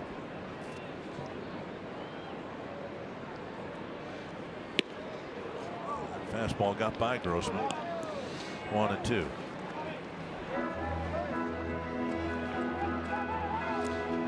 Talk to people who do what we do for the Astros, and they say, "Oh, we don't have enough pitching depth, and don't know, how it's going to work out.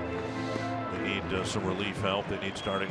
Yeah, they're 35-16, and they've got the same problems the Twins have, and every other team in baseball, a shortage of pitching. 1-2.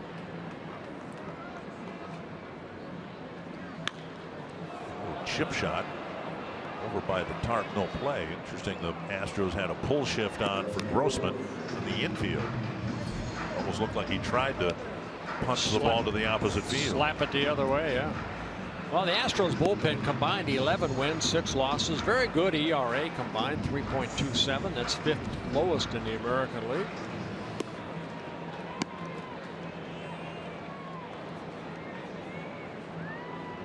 One and two.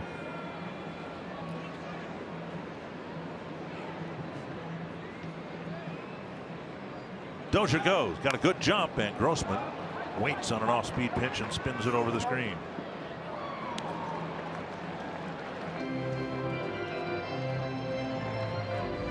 Well, Bryant leads the Twins with 8 stolen bases. Great jump right there, but with 2 strikeouts, there's 2 strikes, of course. Grossman protecting the plate.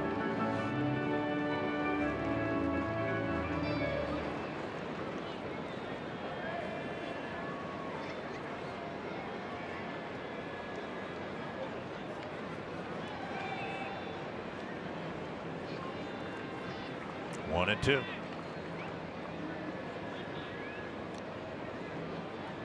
Dozier does not go, and Grossman rolls it foul right off the end of the bat, almost like he was targeting that third base bag.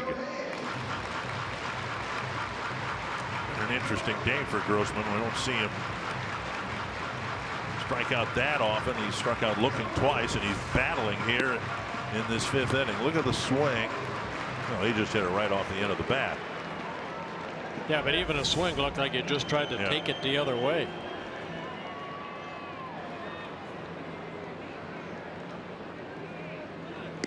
Now up and away, 2-2.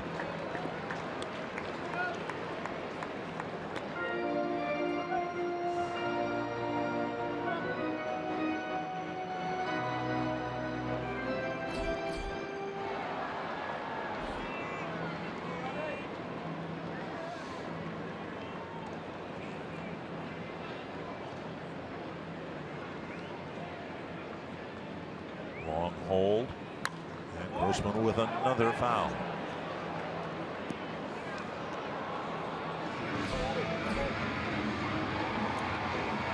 Eight pitches to Robbie Grossman in this at bat. Yeah, Jankowski using everything. Everything he's got, all in the arsenals. Fastball as high as 90. The changeup, the breaking ball.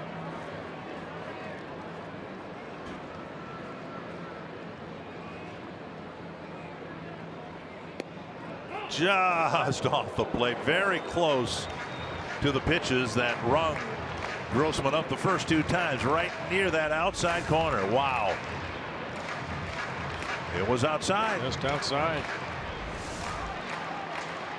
3-2. Dozier will take off. We'll see if Gonzalez tries to hold him. Looks like he'll play behind the runner with a left-handed batter up. Dozier goes. A drive to right center field to the gap. Down for a hit. It'll go all the way to the wall. Dozier will score. Grossman will hold up with an RBI double. And a great at bat for Robbie Grossman. He battled to get something he could hammer, and then he hammered it. You know, Dick, we saw Polanco earlier this inning have a great at-bat, hit the RBI triple right there. Grossman fighting off some nasty pitches. Got finally, same thing, breaking ball down, and Grossman finds that gap in right center. And with Brian Dozier taking off, he scores some first base. For Grossman, his 5th double of the year, driving in his 16th run, and the Twins put a 4 spot here in the bottom of the 5th. Got to feel good for Grossman, who of course came through the Houston system. Here's Mauer. got the first Twins hit with 2 outs in the 4th. They've added 4 more hits and 4 runs at least here in the 5th. It's interesting. Twins have 3 extra base hits in this inning, and albeit from 2 different pitchers, it's been pretty much the same pitch. A breaking ball down and in to 3 left-handed batters. Santana saying thank you very much. Left the 5th inning, getting them out down 2-0. Now he's got a 4-2 lead. And Mauer takes a strike, 1-1. Mauer with a look back at DJ Rayburn.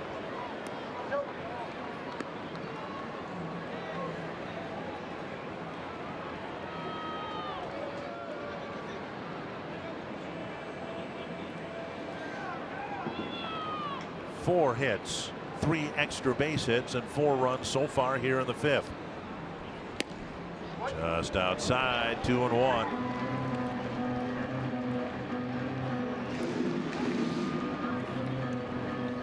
You know, while I was gone, I was watching the ball games as much as I could, Dick, and you watch Joe Mauer. I mean, the patience he has at the plate is incredible. The eye that he has. Having a great month of May. Sharply hit into center field. Grossman around third, and he will score. And it's a 5-run 5th.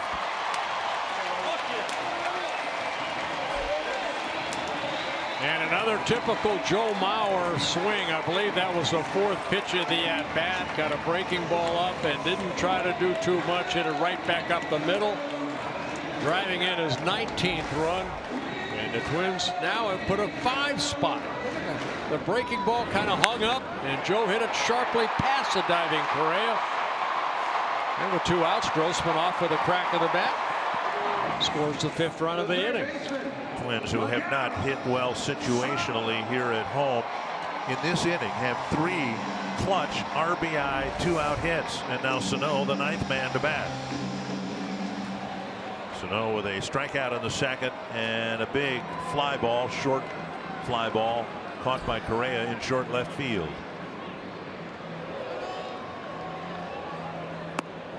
Taking ball 1. And for still young hitters like Sano and Buxton, remember years ago the Twins acquired Shannon Stewart, Torrey Hunter, and everybody else credited Stewart for being a good role model about how to put together an at-bat. These guys like Sano and Buxton, they've got a great role model on the roster already in Mauer. Swing and a miss.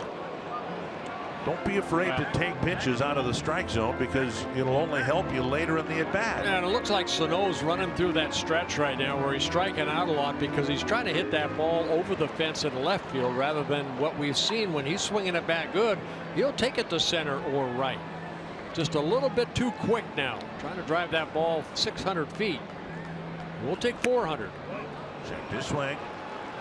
You know, Sano among the league leaders in on-base percentage because he takes walks, but in this strikeout run, obviously he hasn't even walked much. Hasn't been taking many pitches. 2-1.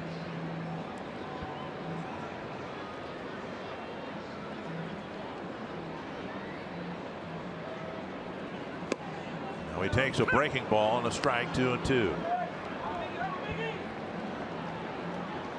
Dozier with a 2-out RBI hit.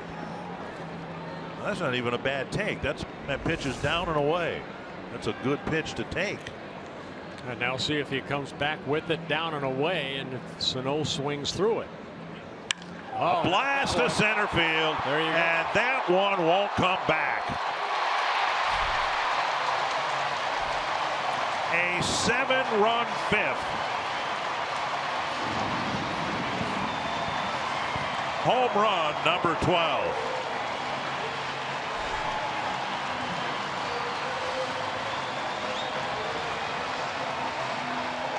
Wow. That's what I was talking about. Take that ball the other way, up the middle to right field.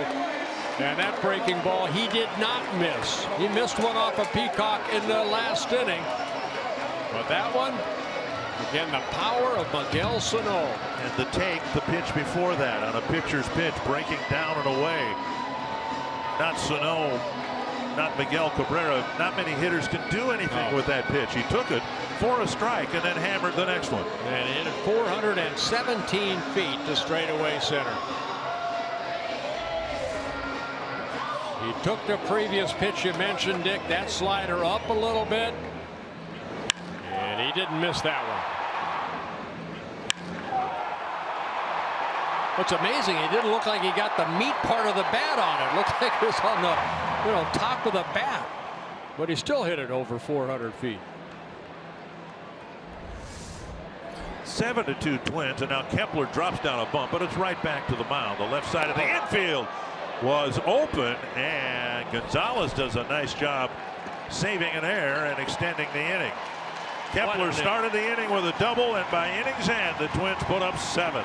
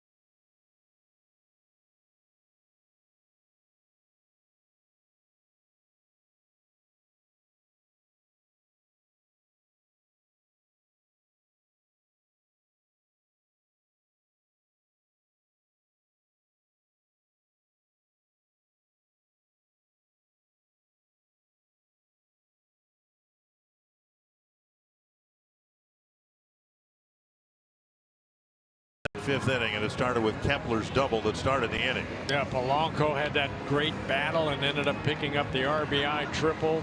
Saw Grossman, great battle, ended up picking up the RBI single. Dozier, Mauer, yeah, some very good at bats. So no hammering a 2-run home run, and now Santana's got a 5-run lead, and he comes right at Reddick with a first pitch strike. Reddick, Altuve, and Correa in the 6th. 76 pitches for Irvin Santana. 1-1.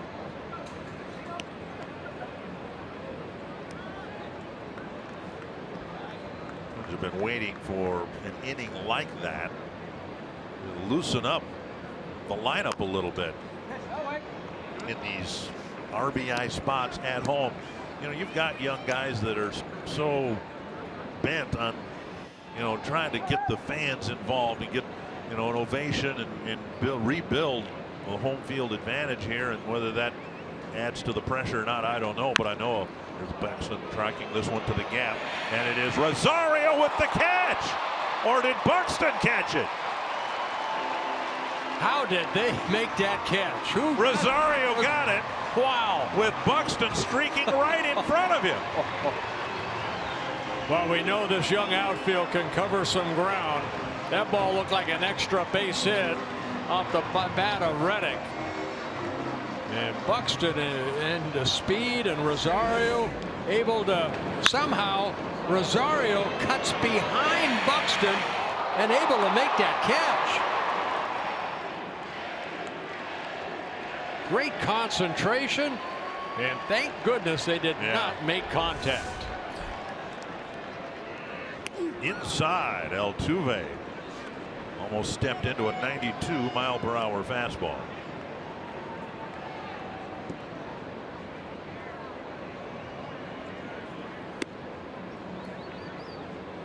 Now a ball, 2-0 to Altuve, a double and a ground ball to second for the Houston second baseman. Altuve has one of the 4 hits for the Astros. And now Buxton going back, tracking this one to the warning track, makes the catch. Santana looks to Jimenez and shrugs his shoulders and says, well, there's 2 outs. Might not have been pretty, but there are 2 outs. 2 down. Join Fox Sports North on Saturday, June 3rd for the Girls on the Run Twin Cities Spring 5K at Normandale Community College as we inspire girls to be healthy and confident. To register, visit foxsportsnorth.com/events.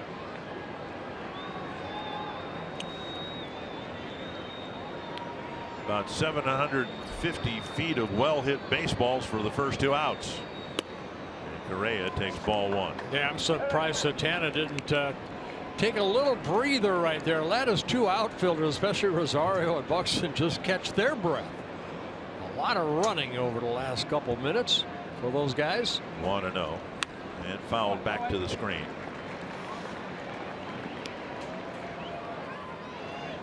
Well, pitching and defense, that wins ball games, most of them. And Santana, he's been awesome this year. And he knows the importance of those guys behind him. Now 2-1.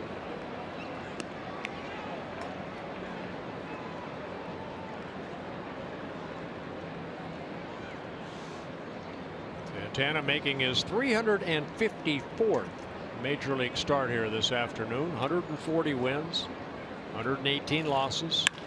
It's drilled to the corner and left. Correa, who homered in the 4th, now has another extra base hit, a 2-out double. He came into the ball game 3 for 4 against Santana. Picks up his 2nd hit in 3 at-bats against Santana. Around baseball today on this Memorial Day, we will remember those who fell in service to our country with a moment of silence at baseball parks all across America.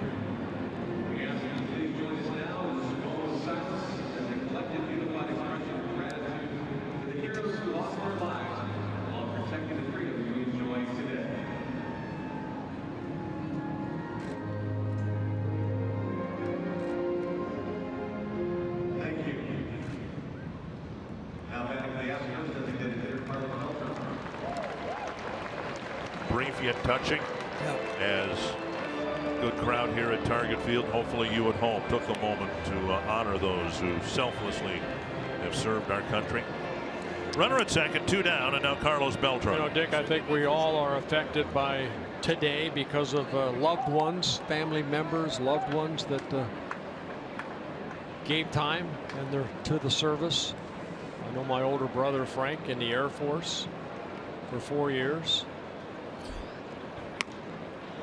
The example I always have, I don't have anyone in my immediate family who I lost in the war, but a son of a school teacher of mine was killed in Vietnam, and I never met the man, but I knew his mother, and I knew how grief-stricken she was, and yet how proud she was that her son paid the ultimate price in service to his country. It's not only the servicemen and women, it's everybody that serves the United States or around the world, be a policeman or fireman. Our respect goes out to you. Beltran with a 2-0 count. And now 3-0 with McCann on deck. The last thing Santana wants, of course, is to have the bases littered with runners, and then the Astros get some momentum back after the 7-run 5th inning. First 2 outs, although they were well hit, no problem. Now a double, a 3-0 count to a dangerous hitter, and a 4-pitch walk fills first base. First walk for Santana in the ball game. 90 pitches for Santana. And McCann to the plate. He's 0 for 2. A liner and a fly ball to Buxton.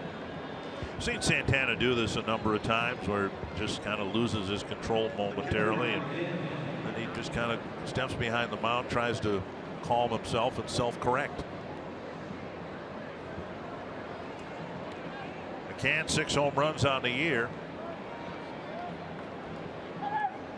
And as the Twins did a lot of great 2-out hitting in the bottom of the 5th, now the Astros are hoping to do the same in the 6th. Need a quick out here. Down and in ball one. I say a quick out because at 91 pitches now, Irvin, a guy that I think Paul Mullard or Neil Allen will let go a little bit deeper into the ball game. Get through this inning. Half of the batters he's faced, he's been able to get ahead. Strike one. In his 9-inning shutout in Baltimore, he threw 105 pitches. That's a low number for a 9-inning shutout.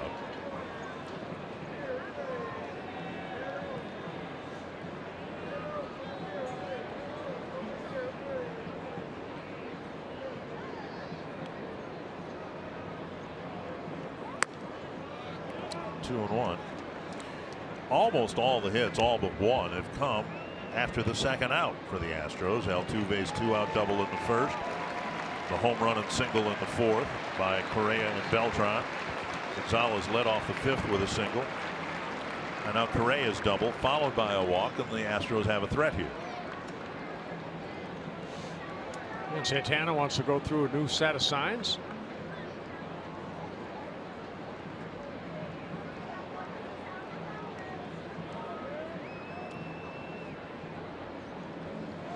Jimenez to the mound.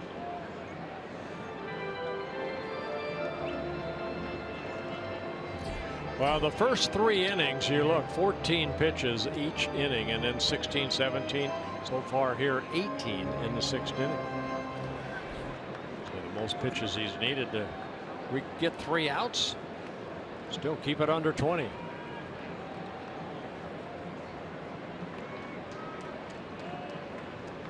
Two and one to McCann. Now 2-2.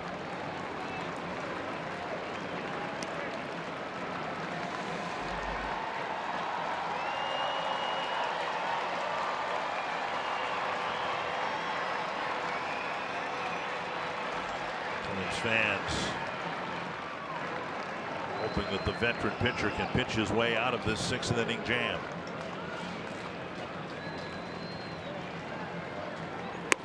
Missed inside, 3-2. Gonzalez on deck, and with 2 outs and a full count, Correa from second, Beltran from first will leave early.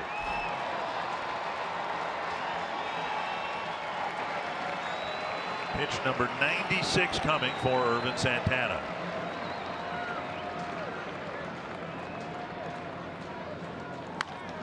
Pulled foul.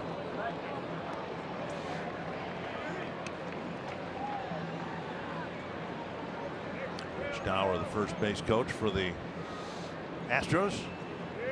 They got some veterans over there. Dower at first base, Gary Pettis over at third base. Gary Pettis, I saw him earlier, still looks like he can play.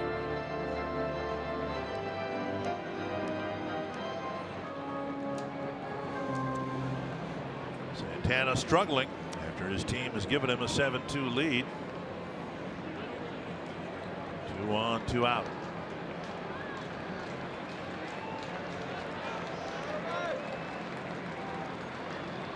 Ball 4, he walked him. Back-to-back walks. And Gonzalez will come up with the bases loaded. We'll see if there's a trip to the mound. Here comes Neil Allen.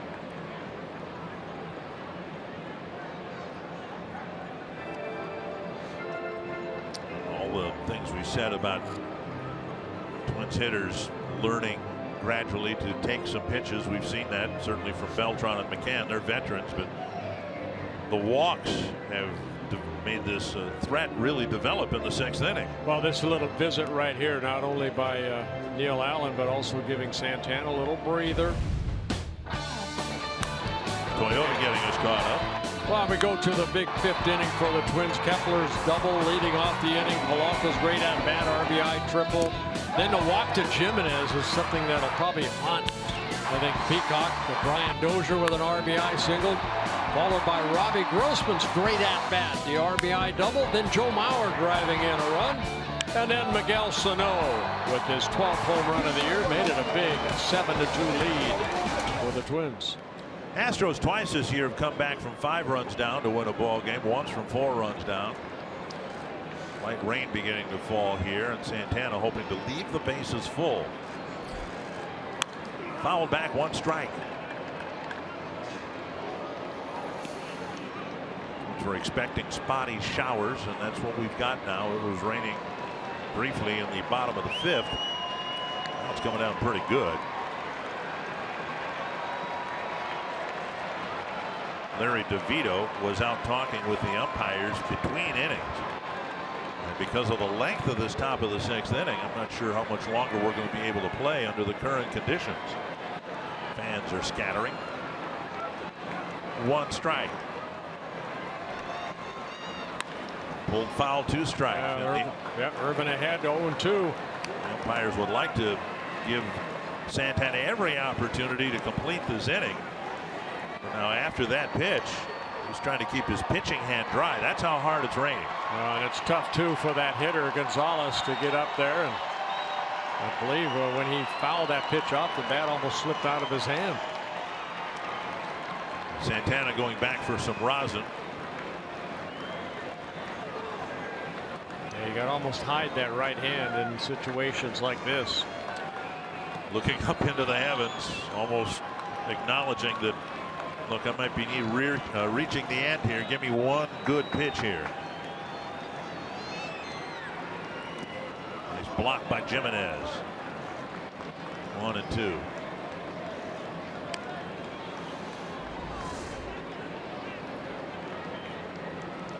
Slider right off the home plate, and of course that's slick, and good job by Jimenez. Santana saying, come on, 1 good pitch. And now a little delay here as Gonzalez goes back to towel off his bat, get some extra stickum. Not just pine tar anymore, there's some aerosol product and all sorts of things to make the bat sticky, and Gonzalez going to use a little bit more of all of it. Still a pine tar rag there, rosin. Yeah, everything for the hitters. Pitchers should have that behind the mound. You got a rosin bag. Stop your whining. They need more than that. 1-2 to Marwin Gonzalez, and the rain is lessening somewhat. Yes, it is. Jimenez with another nice block on a breaking ball. That one might have landed in front of the plate.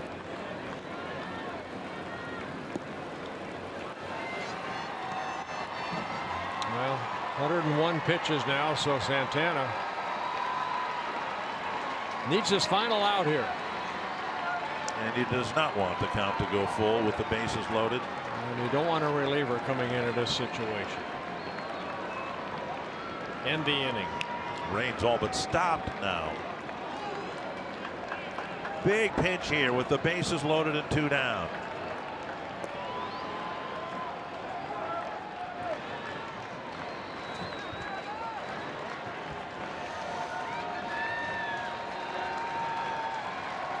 Struck out Gonzalez in the 2nd inning on a high fastball, and then Gonzalez got that fastball in a little bit, got that base hit in the 5th. Here he's laid off a couple of breaking balls in the dirt. Now the sun comes out. And Santana's hoping it's an omen.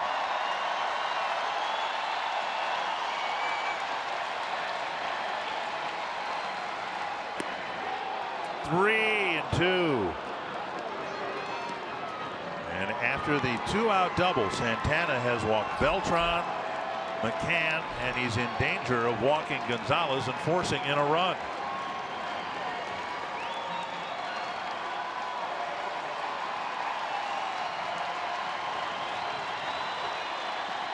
The carousel will start on this 3-2 pitch. And you got to trust the pitch right here. Fastball away. Bouncer to second. Dozier has it. And the Astros leave the bases full. The sun comes out on Target Field, and it shines very brightly on Irvin Santana. Twins outfield must lead the league in grass stains, and they got 2 of them on 1 out.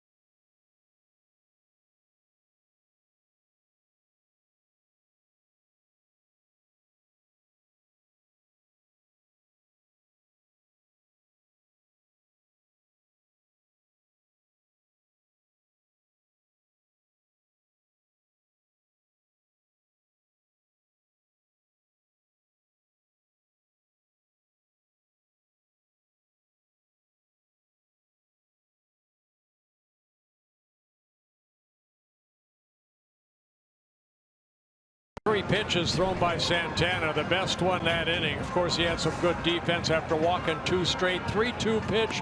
You have to trust that fastball down and away, and exactly what Santana did.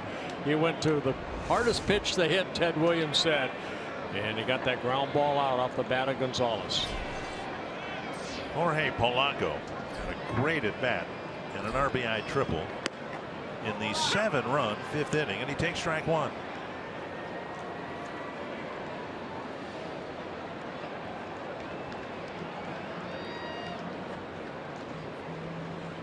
Polanco ended up scoring the tying run, then the Twins tacked on 5 more. There's another strike, 0-2. Jankowski, who relieved Peacock last inning, out there to start the 6th inning.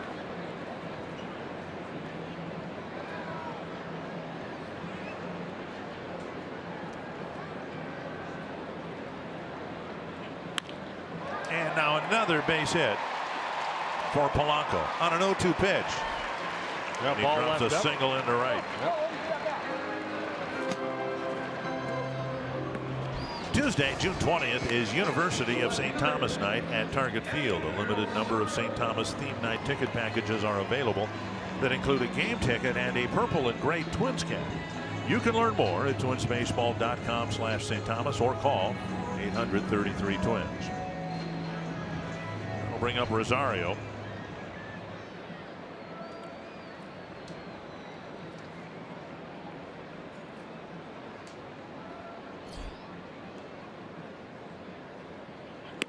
It's interesting that the Twins don't have anyone warming up in their bullpen. Looked like Santana was running out of gas in the 6th inning with control issues more than anything else, but there's no one up. Well, against Santana, he's one of those guys you can go a little bit further with. He may have come off that mound and say, hey, I've got one more. Well, that's kind of what we saw last night from Santiago in terms of it being a team first attitude. And boy, isn't it nice to see that. This is a bullpen, the Twins bullpen, that's patched up and burnt out because of one game. Back to the mound. They try to get the out at second, and Polanco is forced. That was a good play as it turned out. And Rosario has topped the ball twice here in the middle innings. Well, you got to rely on your catcher right there. Brian McCann has to scream out at you, second base, because as a pitcher you get that little short hop and you get the force out at second base.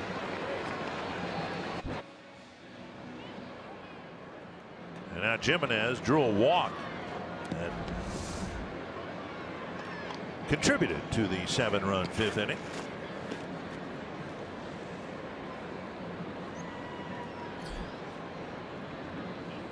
Pitch is up, ball 1.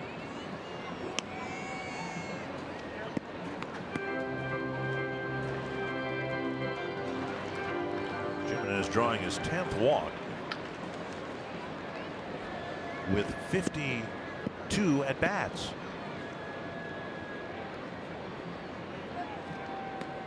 So even though his batting average right now sits at 173, he's got an on-base percentage of over 300 because he's got almost, well, he does now. He's got more walks than hits. 10 walks, 9 hits.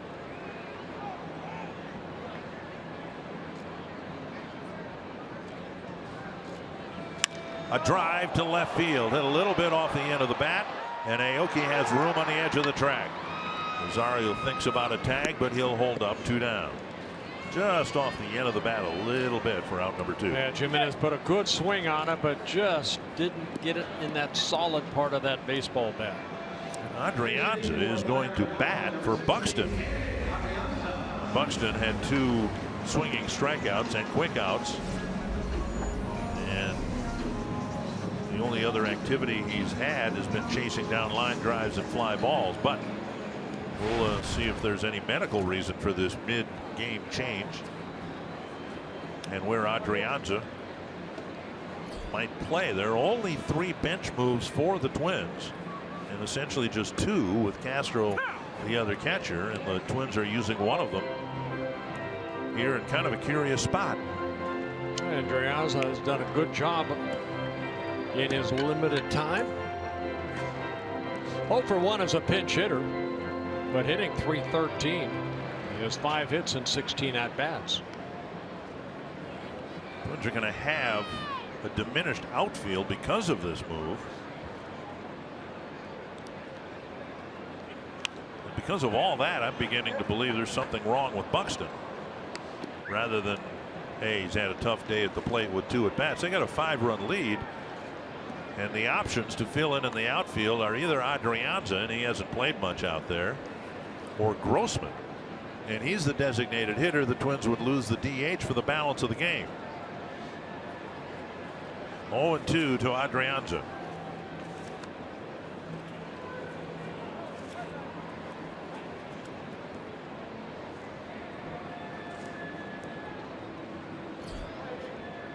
Buxton made a full-length dive on the ball that Rosario caught, but both players got up and looked like they were fine.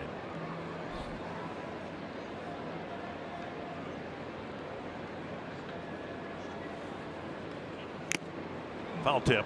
McCann hangs on. Twins are done in the 6th. On to the 7th, leading by 5. And on this Memorial Day, USAA honors our fallen heroes.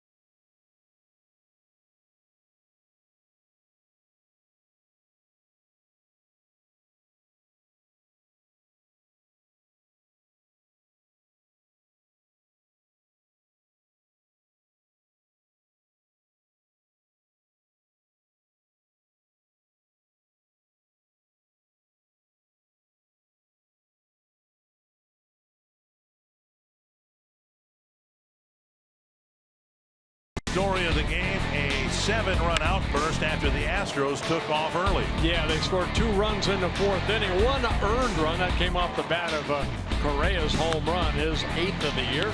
But the Twins came in the bottom of the 5th inning with some big hits. 6 hits, 7 runs scored, and the Twins take a 7-2 lead. And then, of course, last inning, Ervin Santana walked a couple batters, got the first 2 guys out, but able to get that final out off the bat of Gonzalez to leave the bases loaded. And the outfield will consist of Adrianza in left and Rosario in center. Typically, we've seen Kepler go to center field when Buxton's not in there, but this is a case where Twins are dealing with a less experienced outfielder. Paul Molitor would rather have Adrianza in left than right. We'll get word as to what the reason is for Buxton's exit when we get it. And there's Santana out there to try to get hopefully 3 outs, but even a fraction. At this point after yesterday, every out he can get is a bonus. Well, the most inning or pitches he's thrown in a ball game, 113. That came back in late April here against the Cleveland Indians. He has 103 pitches after 6 innings. Alex Bregman will lead things off. I think the only inning he was under duress, if that's what you want to call it, was last inning. So first 5 innings went pretty smooth, other than a little trouble in the 4th.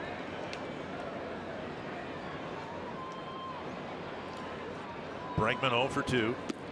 And Santana, who wobbled with his control in the 6th, starts Bregman with ball 1.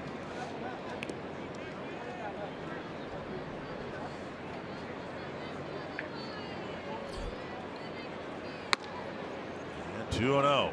Santana asked for some mound work by the grounds crew because of the rain when he was out there in the top of the 6th. It's one thing to ask for the ball and say, hey, look, I'm good. Then you need to go out and prove that you are good. Popped up right side. Dozier, sunglasses on, shielding his eyes, and it's Kepler calling him off for the catch. 1 away.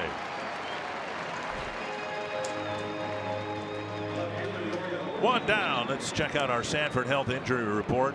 The Red Sox get a big lift with the return today of David Price. 5 innings, 2 hits, 3 earned runs, a couple of walks, and 88 pitches. I think they'll take that as he tries to build himself back up.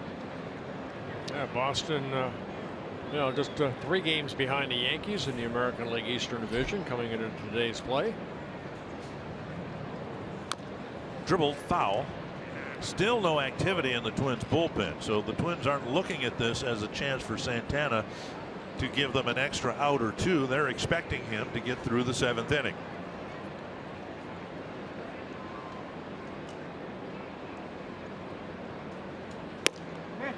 Missing inside, 1-1. Yoki with a couple of ground balls, one back to the mound and one to the shortstop Polanco, who fielded it behind the second base bag.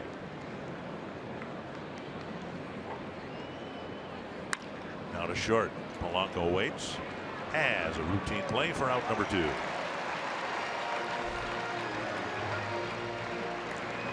Twins baseball on Fox Sports North is presented by State Farm. Combine auto and renters and see how much you can save. And now Springer will hit. Springer is 0 for 3. 2 strikeouts and a fly to center.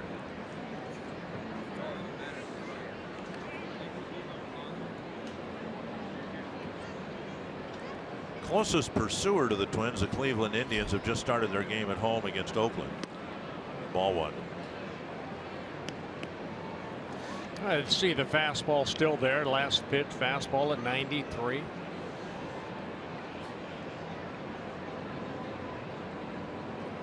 Breaking ball on the outside corner.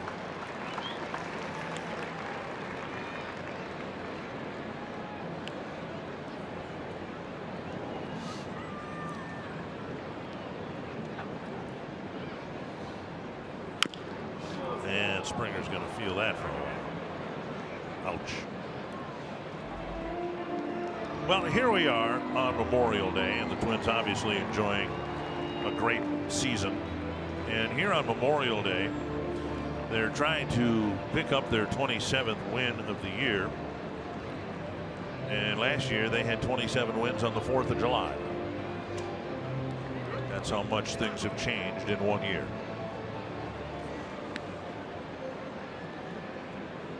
And it's turned suddenly into another beautiful day here at Target Field. 1-2.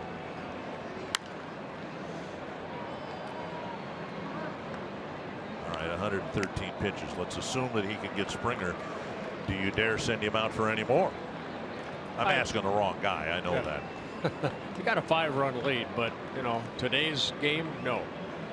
Try to get me one more inning out of that overused bullpen, and he strikes out Springer for the 3rd time. Strikeout number 6 in the ball game.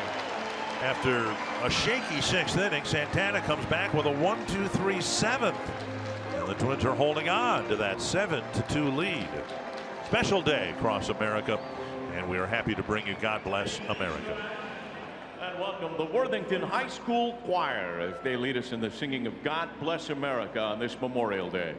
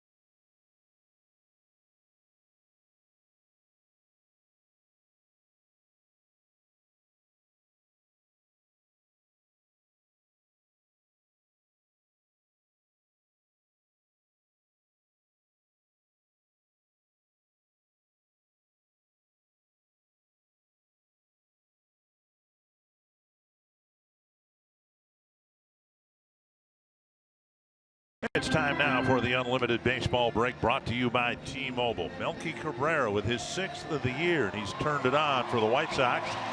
Cody Bellinger with his 11th home run of the year, having a great rookie season, and the Dodgers might have another National League Rookie of the Year. 17th of the year for Aaron Judge. Let's hope he cools off before we face the Yankees. And Brian Dozier will lead off for the Twins here in the home half of the 7th.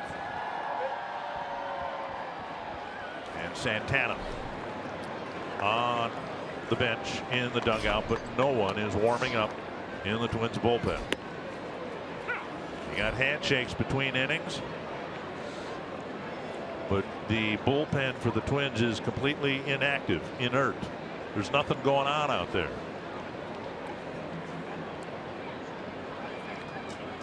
Up and in, and it's 1-1 to Dozier.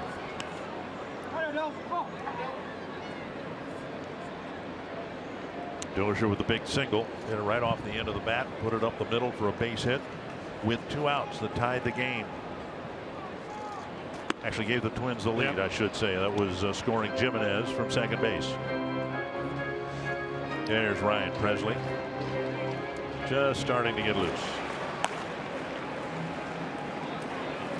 2-1.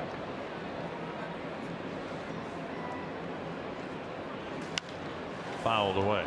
I suppose if you're Presley or whoever you're going to get to start warming up, you look at the batters, you go, okay, Dozier, then Grossman, then Mauer. I got plenty of time with those 2 batters, Grossman and Mauer. Well, one thing, those relievers, you know, you're out in that bullpen, it might take you maybe 15. I'm going to guess, you know, I mean, a guy like Raleigh Fingers, he said he could get loose in 8 pitches out there. Could you get the 8 on the big mound? High fly, left center field, headed to the wall, and right in front of the 377-foot sign. It's the 3rd time that Aoki has caught a deep fly ball off the bat of Dozier.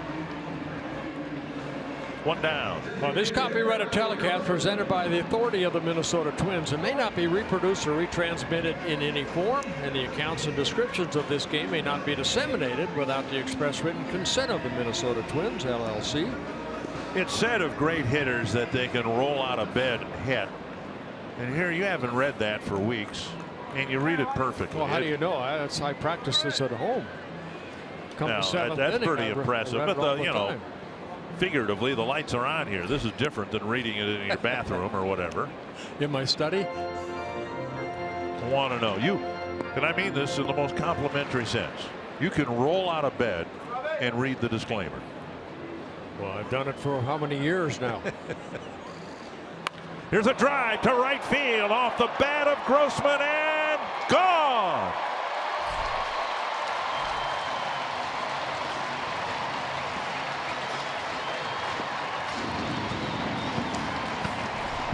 Now, home run number 5 on the year for Robbie Grossman gives the Twins an 8-2 lead. You know, one thing that I have seen in this ball game, I mean, that's 5th inning, Dick. A lot of breaking balls. This looked like a breaking ball. The hitters for the Twins have waited back nicely on that breaking ball right there. What's the saying? Payback is a pitch. A breaking ball down and into Grossman, and he's got 2 big hits. Fox Tracks presented by Carrier. 2 big extra base hits against his former team. I remember the 5th inning, Kepler started off hitting a pretty good breaking ball, followed by Polanco's great at bat, and then Grossman, as you mentioned, and then Grossman again on a breaking ball. So Twins hit their 2nd home run of this game. There's a ball lifted to left, and Aoki comes in, fighting the sun a little bit, puts it away, out number 2. Let's go back to the near collision in center, and there was contact between Byron Buxton and Eddie Rosario. He has a laceration on a finger on his right hand. You can see him reacting right away. He caught Rosario's spikes in the diving attempt, and so a cut on a finger on the right hand, and so that's why Buxton was taken out of the game. 2 down, and now here is Sano. clobbered a 2-run home run to center his last time up, and he takes ball 1. Grossman's home run measured at 409 feet.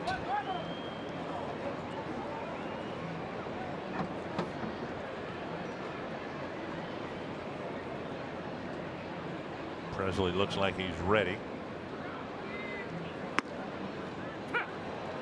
Yeah, to finish my thought out there, those relievers, you know, maybe 15, 20 pitches. They know they get 8 out here. 1-1 to Sano. 2-1. Sano obviously didn't walk in the 5th, but he did take some pitches, and that's something we have not seen him do since the Baltimore series. A little over eager, perhaps. Strikeouts piled up. Now maybe a better approach. And he's got a 3-1 count. When you're dealing with 23, 24-year-old players, there's still going to be little steps backward along the way. James Rowson, the hitting coach. 3-1. And a walk, and Sano will take first base. And Jankowski walks his first batter. Jankowski trying to kind of take one for the team here. He entered the game and had a rough finish to the 5th inning, but he got through the 6th. Now pitching in the 7th. Mentioned the Astros, as good as they are, when they get to the back end of their rotation, and this is the spot in the rotation where that the Twins will see in this series, the back end. They won't see Keuchel or McCullers. Well, the bullpen tends to be overworked. Kepler to right, and Reddick is there to end the inning. Grossman with his 5th home run of the year, adding another run to the Twins lead, and it's 8-2.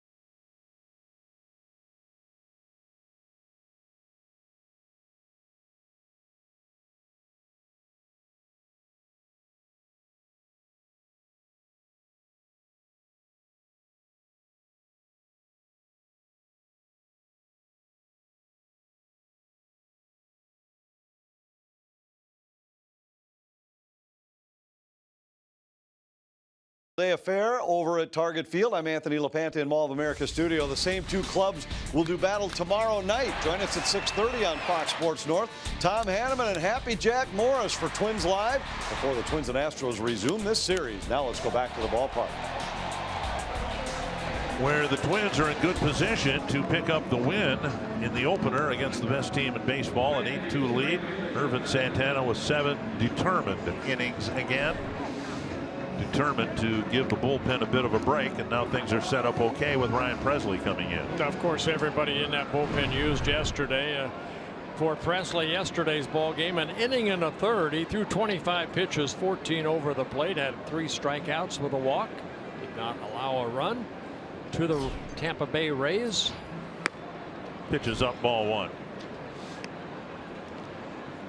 Mentioned that with Presley, the month of May has been kind of a 2 steps forward, 1 step back type of progression after a disappointing April.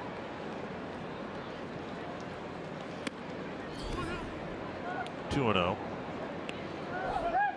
Gave up a couple of hits and a home run in his outing against Tampa Bay on Friday.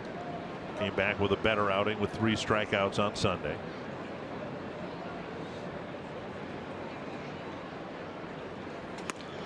And now 3-0 to the first man he faces here in the 8th.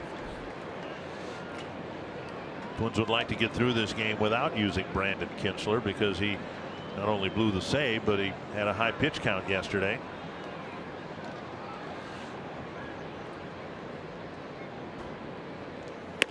And there's a strike. 95 down the middle of the plate. 3-1. Ryan has a good fastball, hard slider. He'll mix in a curveball, making his 21st relief appearance.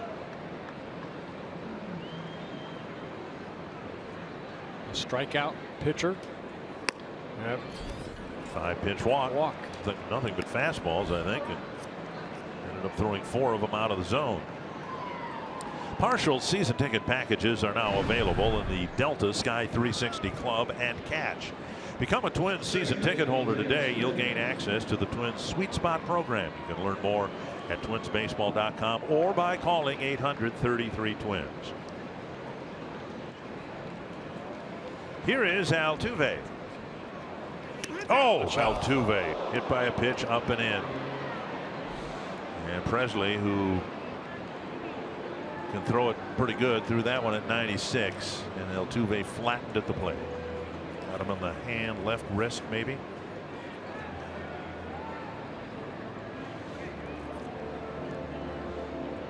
After he was hit and went down, you could see his right hand call for the trainer right away. Hopefully he is all right.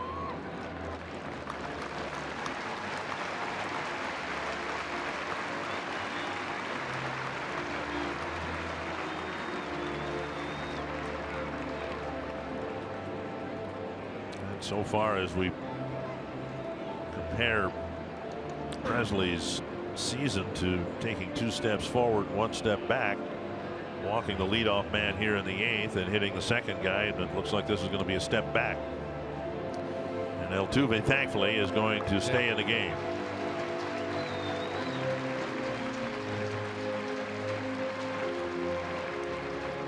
Presley was trying to make eye contact with him to express his regrets, and Altuve would have none of it. And at least it looked like a glancing blow. Yeah. Let's listen to it.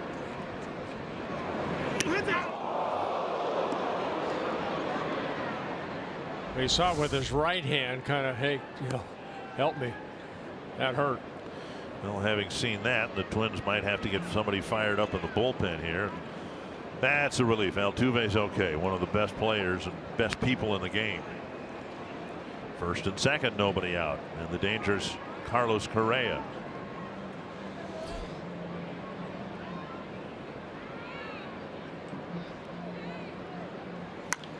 Correa swings at a pitch up and in and fouls it away.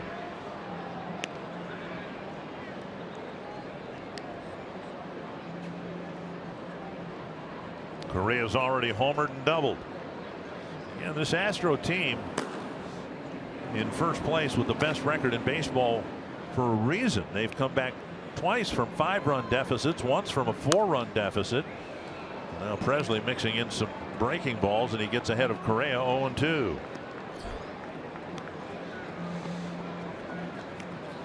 Well, that hit batsman of Altuve, the first hit batsman for Presley on the year. He does have 23 strikeouts in 17 2/3 innings.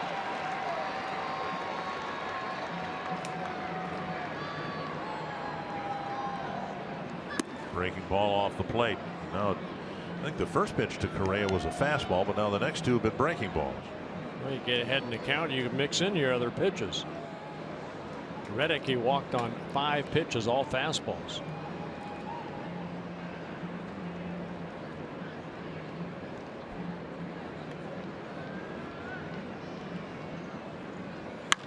That's a fair ball. A fastball hit into the corner. It angles towards Kepler. A run will score. Correa held to a single.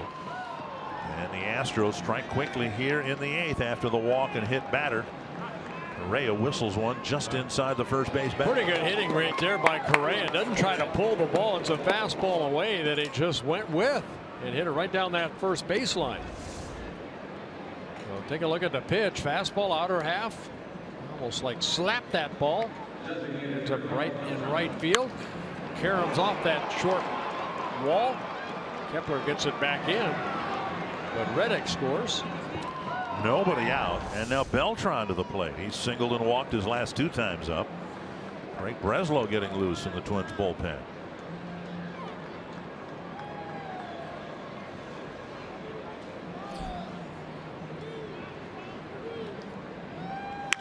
That's fouled. Strike 1. The Astros had a big threat in the top of the 6th inning. They filled the bases after the 2nd out and got nothing out of it.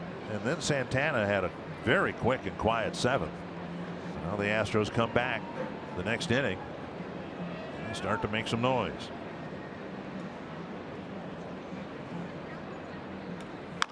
Nubbed. Going to be a tough play. Sano, bare hands, has no play, and they're loaded up. Beltran kept to a 50-foot roller, but it's a base hit. And the Astros have them loaded with nobody out, and McCann coming to the plate. Yeah, swinging bunt right there, and Presley, his momentum takes him toward that first baseline, so nobody there with Sano playing back. Beltran picking up his 2nd hit.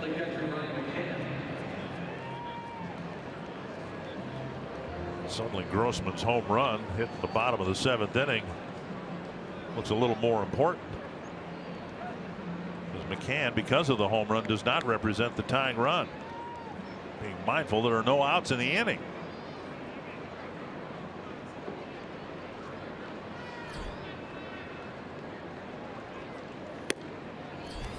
Up high, ball 1. And Presley thought that might have hit the top shelf.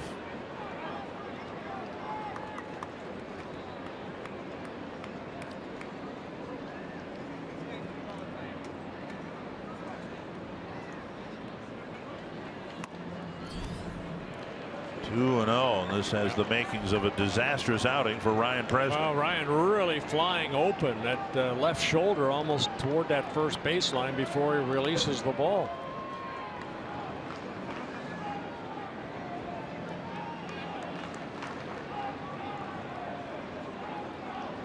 Twins need an out. Presley needs a strike. McCann tried to hit one out onto the plaza.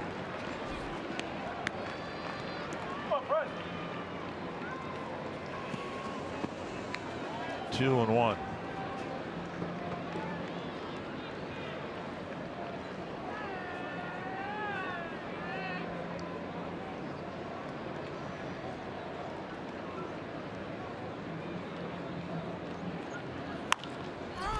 Popped up. Infield fly rule should be called. And it is. That's a big out. That's McCann on a belt high fastball got under it for the first out. Yeah, to a guy that has over 250 home runs, that fastball, he just got underneath it and popped it up. And Jimenez out to talk to Presley. Marwin Gonzalez will hit.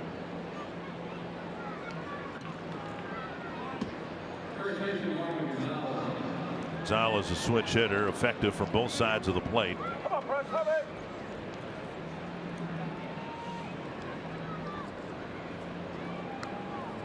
Presley not a ground ball pitcher, but he'd sure love one hit at somebody here.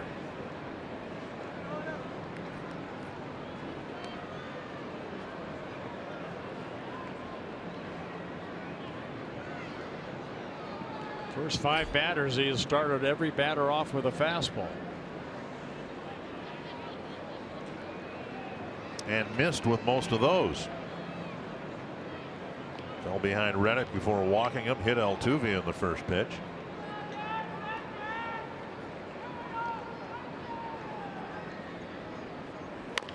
Pounded foul, 1 strike. And that was a breaking ball right there. That was Gonzalez in the 6th inning that Santana finally got him the ground out on that 3-2 pitch to end that threat the Astros had in the 6th. It was raining hard. In retrospect, I think there were lightning bolts flashing across the sky.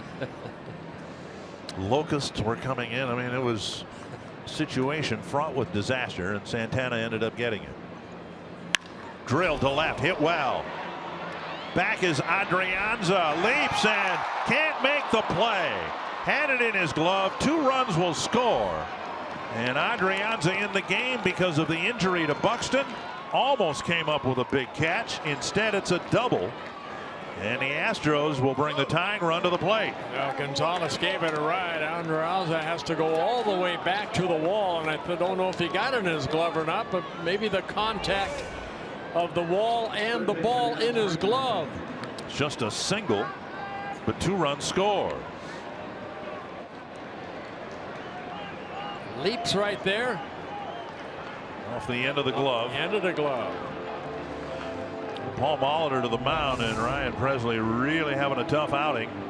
3 straight hits after a walk and hit batter to start the inning. Craig Breslow will try to put out the fire with 1 out in the 8th.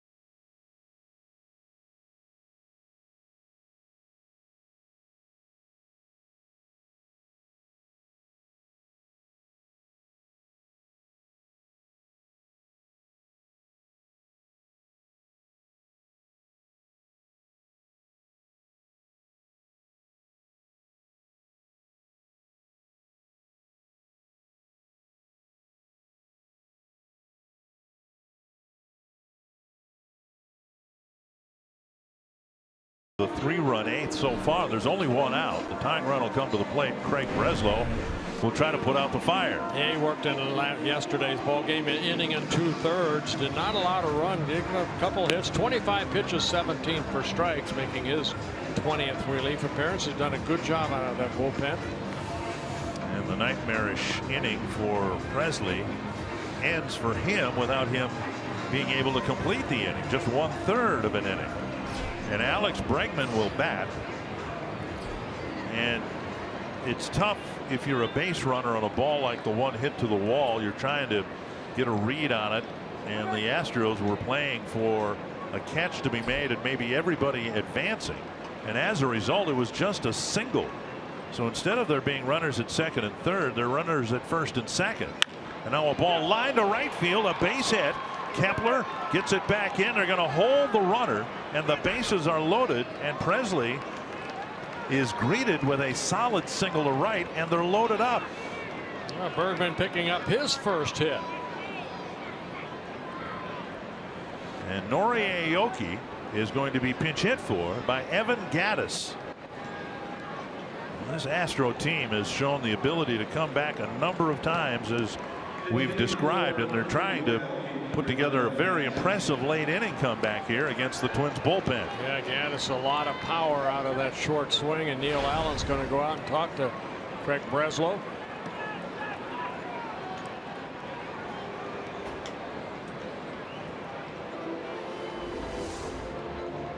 Well, Bergman jumping on that first fastball, taking it the other way to load the bases, or reload the bases for the Astros.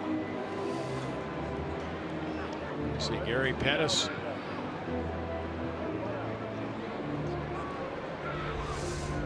The inning started with a walk, then a hit batter. 6 pitches into the inning, and the Astros had 2 runners on. Then single pop up, single.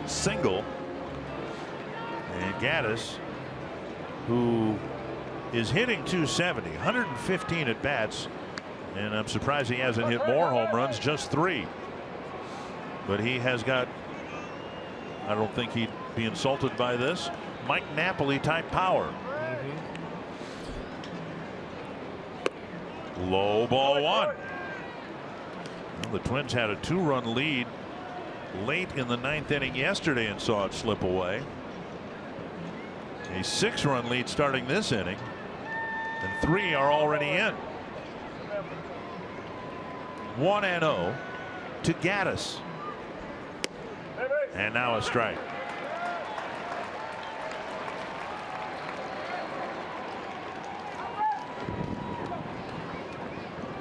Rucinski getting loose, just showed up at the ballpark today. Gaddis 115 at bats, only 20 strikeouts. On the ground, stopped by Polanco, out there, and a sensational play by Polanco to stop that ball, and eventually he found the handle for out number 2. Unbelievable play by Polanco right there. He dives to his left, has a little trouble gripping that baseball to get it over to Dozier, and then little extra right there. I've got to get it over to him as quick as I can, and bang bang play at second base. I think Hinch is going to take a look at this maybe. Well, he's coming out to talk to the home plate umpire, and they want to look at it, but the replay we just showed you, I think, indicated that while it was a close play, the out was recorded. Now in the meantime it has started raining. Now let's take another look here. Clearly, I mean, Bregman's spikes are a foot off the bag yet. That's where at middle infielder you see Dozier acting like a first baseman, you know, to get out there and get it as quick as he can in that glove. So a great play by Polanco. Given its placement in the game, this is kind of a freebie for A.J. Hinch, but the out will be recorded. There'll be runners at first and third, and what is now a 2-run ball game. And Springer will hit. And I started to say it has begun to rain again, and we've been told that there's some heavy rain coming very shortly.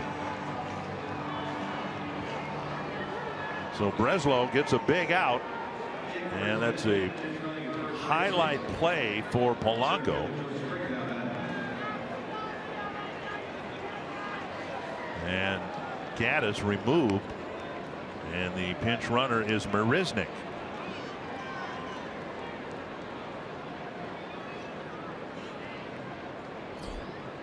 Ninth man to bat here in the 8th in an 8-6 game.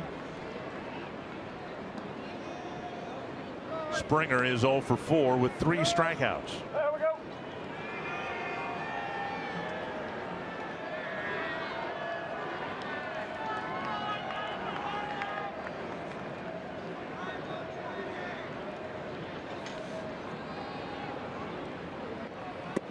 Down and away, and a big lead at third base for Marwin Gonzalez, with Sano playing a deep third base. Gonzalez was skittering down the line and ended up about 60 feet from home plate. And the rain picking up in intensity.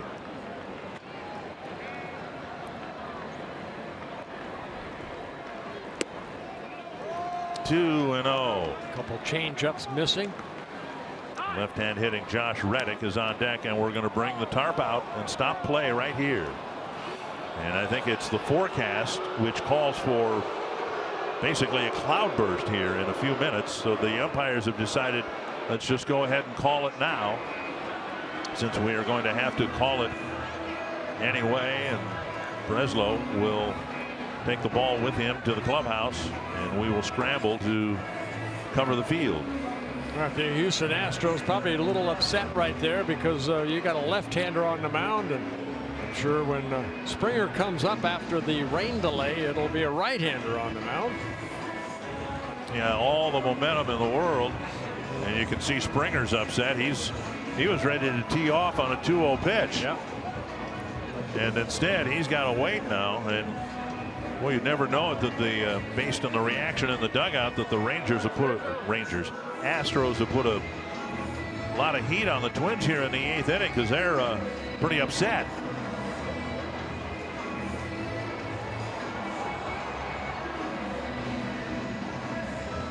Great job by the ground crew right here, getting that field covered as quick as they do.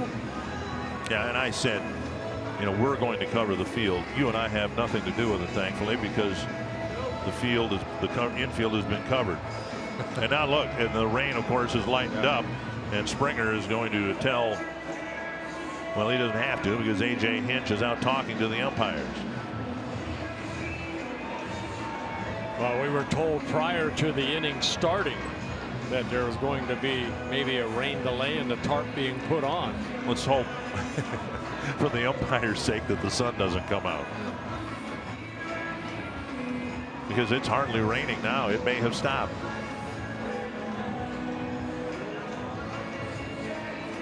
We're going to take a break, and if the sun is out, we will show you the sun, and then we'll show you the steam coming out of A.J. Hinch's ears.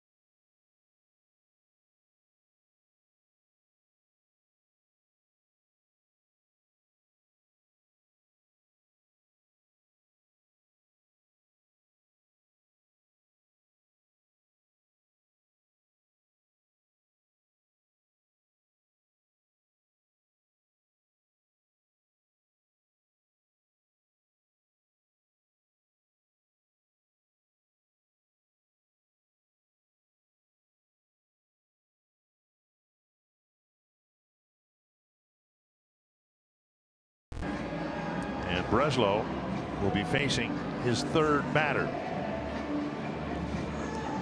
Now the delay seems to be not on the field, but in the Cleveland dugout. Excuse me, the Houston dugout. We don't have a runner at third. That's all right. Let's hurry up and play. Well, it's Gonzalez who needs to be found somewhere.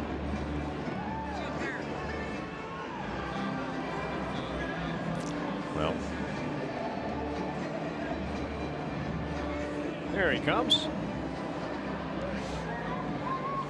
So Marwin Gonzalez now back at third base, and we're ready to go. He's got 7 innings from Irvin Santana, and as soon as the game was turned over to the bullpen, the Astros respond. Well, dangerous pitch right here. 2-0. They got a left-hander, Reddick, on deck. See how Jimenez and Breslow try to go about get this final out. 2-0 to Springer, and a throw to first.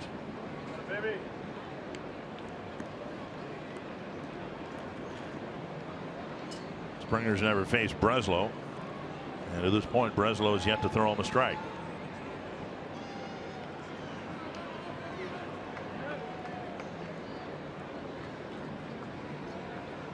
And another throw to first. Certainly important to keep Marisnick at first because he represents the tying run. Well, the little rain delay was 10 minutes. Great job by the ground crew putting it on, taking it off.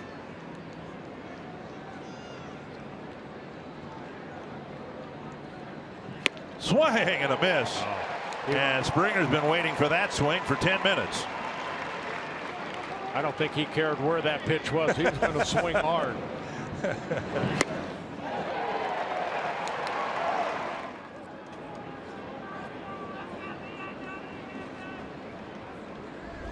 Two and one.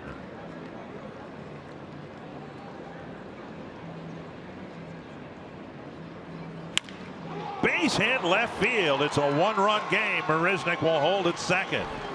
Well, Springer delivers a base hit. And the tying run at second with 2 away. Well, Springer picking up his first hit, driving in his 29th run. A changeup, and he waited back nicely and hit it sharply in the left field. And now lefty Reddick against Breslow, 2 former teammates facing one another, and in their matchups against one another, Reddick is 2 for 6. The difference in this game right now is Grossman's home run in the bottom of the 7th.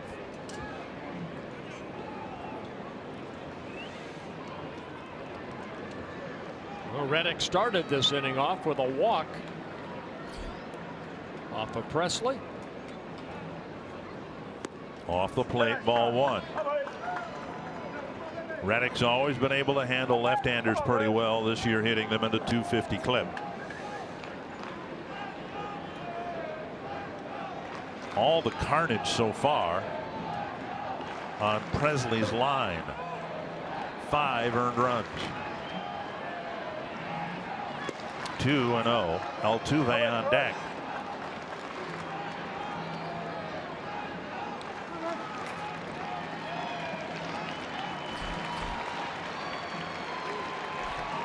Breslow, who fell behind Springer 2-0, now falls behind Reddick 2-0.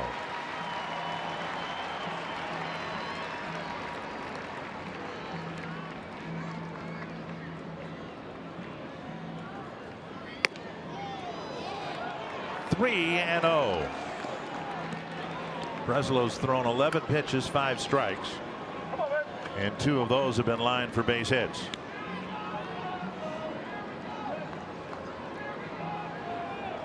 Matt Belisle warming up.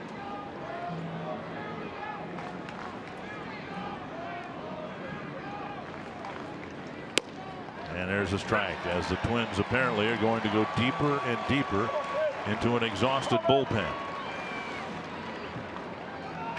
Breslow got 5 outs yesterday, faced 7 batters. Belisle went his season long 2 innings yesterday. 3-1 to Reddick. Loop to the left center field. And Rosario drops the ball. Kepler slips. Here's the throw to the plate. Not in time, and the Astros take the lead. Rosario got there, but couldn't catch it. And Rosario was playing a shallow center field, and he got there, but it hit off his glove. And what a comeback for the Astros. Reddick dropping a little liner into right center field, and Rosario got there, and the ball bounced out of his glove. And the Twins see the Astros match their 7-run fifth with a 7-run eighth. Yeah, Rosario's there, hit off the tip of his glove, got away. And then Kepler, backing him up, fell down, and that allowed Springer to come all the way around from first and score the go-ahead run. For the third time this year, the Astros have come back from 5 down. In the other 2 cases, they got a win. Now they've got an 8th-inning lead.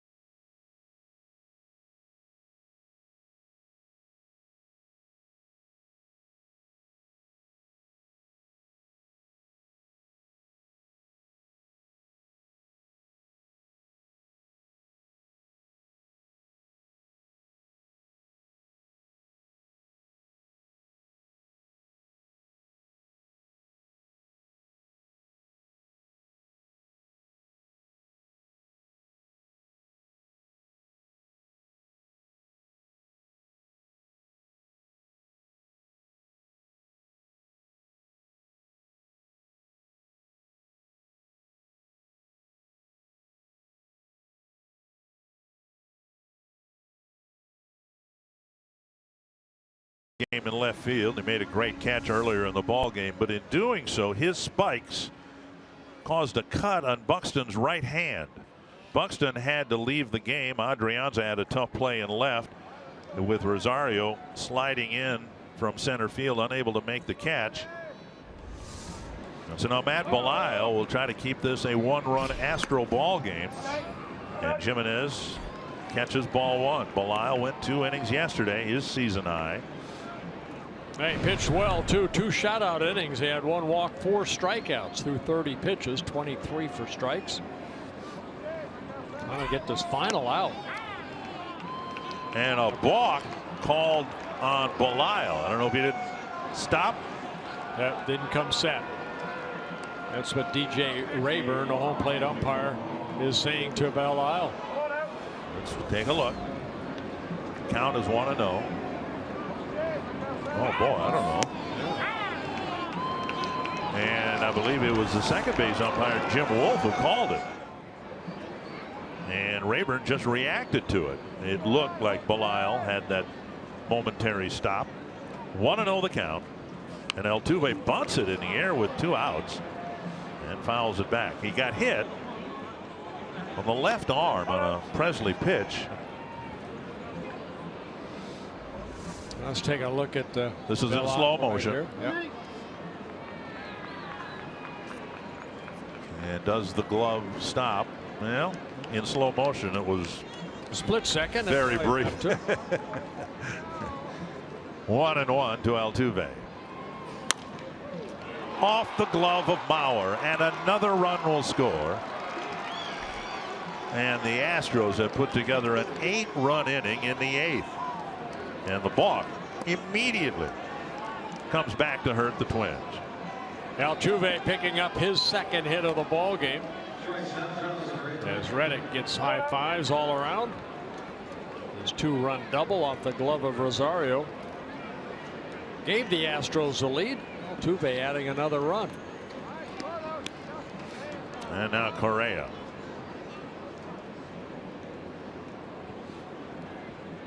Eight runs for the Astros in the 8th inning. And Ervin Santana will not get the win despite a really good outing again today.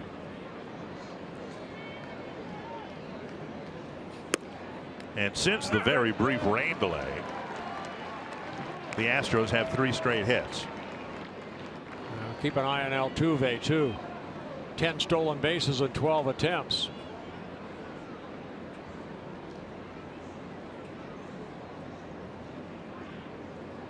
And a throw over.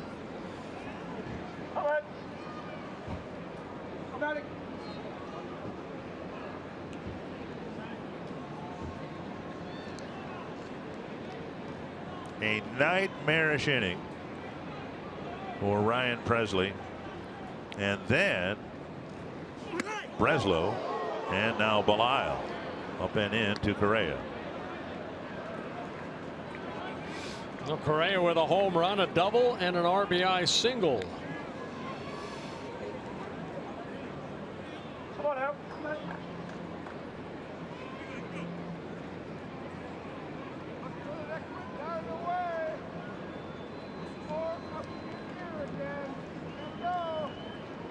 In case you're wondering, Taylor Rogers had pitched in back-to-back games. Faced 5 men yesterday, a scoreless inning, but he gave up a couple of hits and pitched an inning the day before. And now 2-1 to Correa.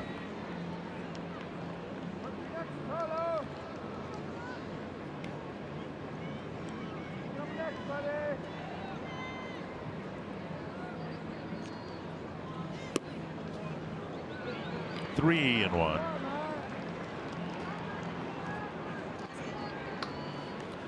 An impressive inning for the Astros, and they've yet to hit a ball out of the ballpark. Beltran on deck.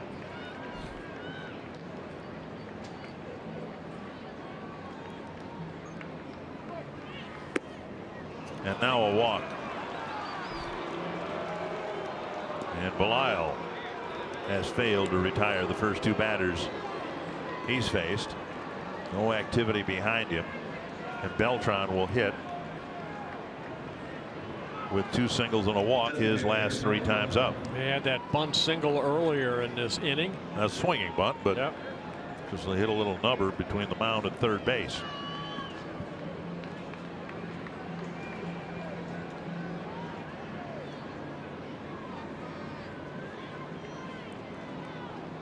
From 3 different pitchers, 40 different pitches have been thrown right now and fouled back a strike.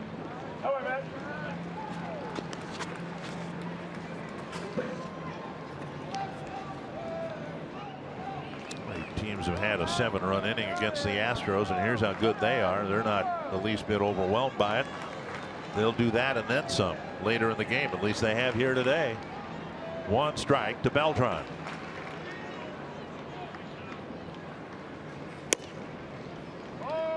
One and 1.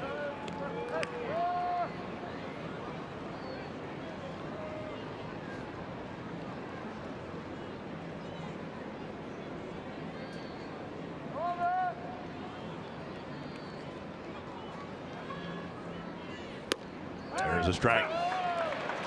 1 and 2. Cut fastball, slider, outer half of the plate, evens the count. Excuse me, 1 and 2. With 2 outs.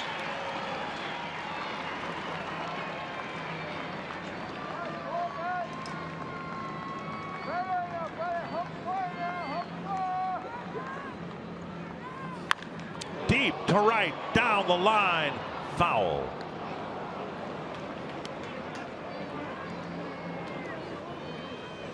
Well, you think of this inning, and boy, it's been a great inning for the Astros. And then you realize that 3 of the bigger hits in the inning were off of Twins' gloves. Adrianza went back on a ball, and I'm not sure if Rosario had been there, he could have played it any better. So let's not blame the player. He went back on it and almost made a great catch.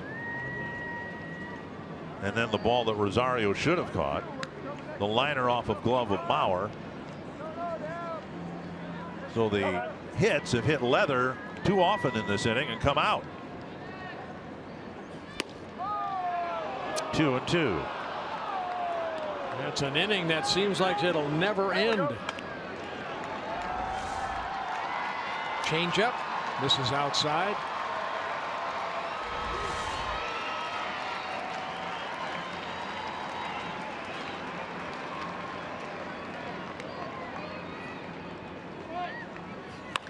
That one is going to stay fair.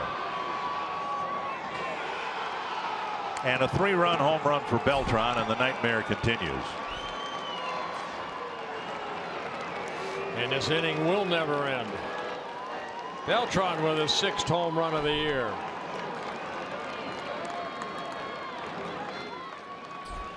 And the Astros have put up an 11 spot here in the top of the 8th inning. 7 very good innings for Irvin Santana, and it's all out the window.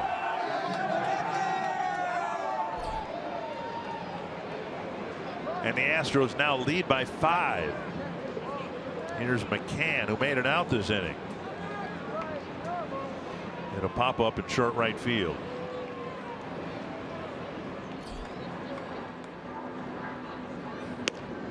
Strike of the knees.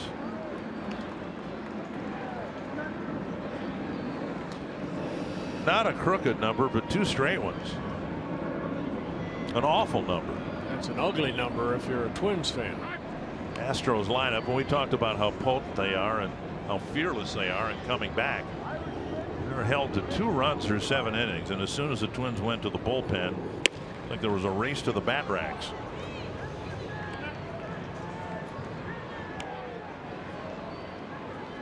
One and one now to McCann.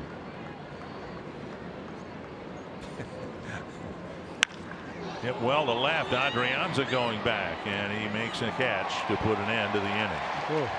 11 Astros score, and they lead by 5.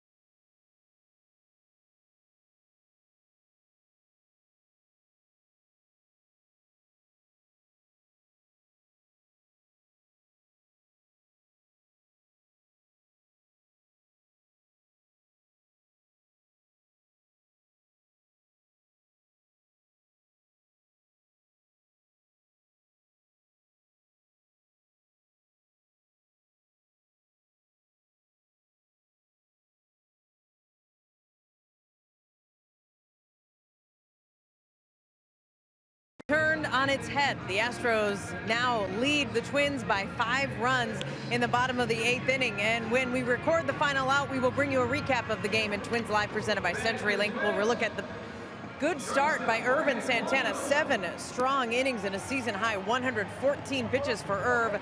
Plus the Twins' big inning. That was the 5th inning where they scored 7, but the Astros just topped that. We'll take a look at their 11-run 8th inning. We'll get comments from the manager, Paul Molitor, as well. Dick and Bert, there will be a lot to recap in this game on Twins Live. Yeah, thank you, Marty. Well, you feel for Irvin Santana, who assumed the role of stopper and took the game through 7 innings and had a comfortable lead, or at least we thought it was comfortable. See what the Twins can do to respond here with Polanco at the plate. Well, Luke Gregerson coming into the ball game in relief. Polanco with 2 hits in his last 2 at bats, a 2-for-3 day.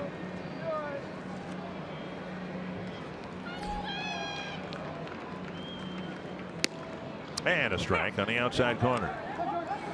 Last time an opponent scored 11 runs against the Twins, July 25th, 2007 in Toronto.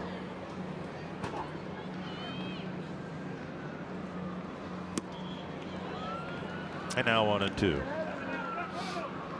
Gregerson making his 23rd relief appearance. Good sinking fastball. Good slider and a changeup.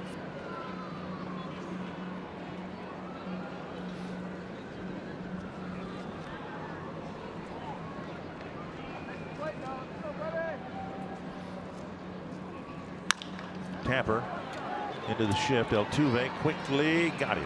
1 down. And it'll bring us to Rosario. Josh Reddick is now in left field, switching over from right. And Marisnick is in center. And Springer moving to right. Aoki out of the game.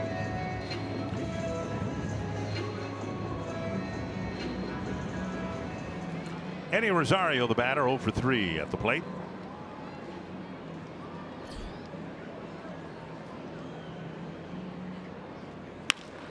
And a base hit to left. And Rosario has his first hit. And that'll bring up Jimenez. Well, jumping on that first pitch, that moving fastball the other way, and Rosario just slaps it past Bergman. Was playing in at third.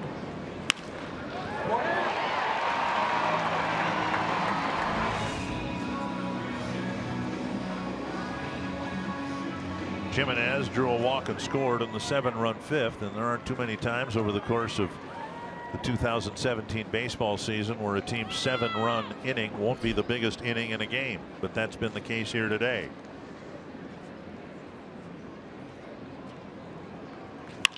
Jimenez with a line drive, and doubled off is Rosario. And the good news is the 8th inning's over, because there aren't any more worse things that could happen than to have a guy doubled off first with the team down 5 runs.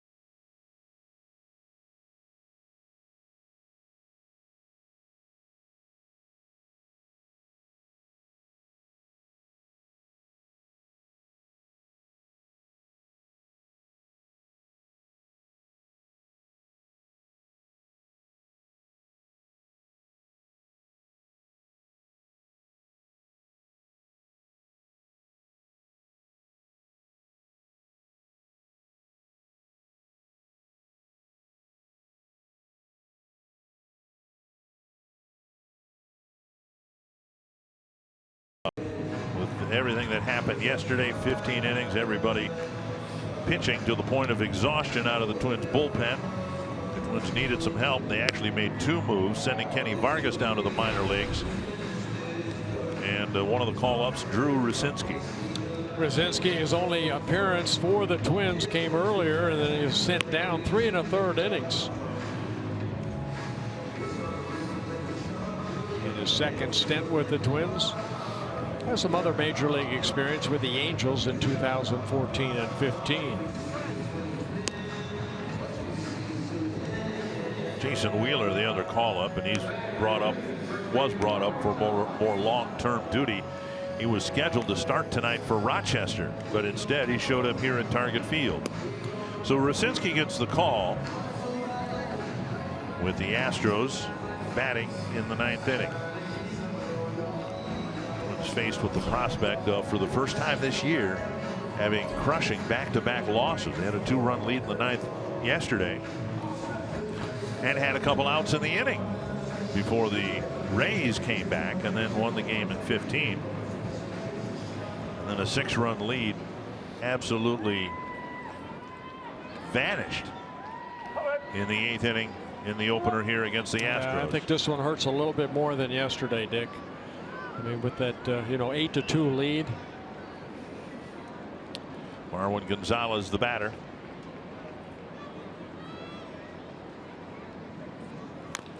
Tap foul. Gonzalez falls to a knee with an aggressive hack.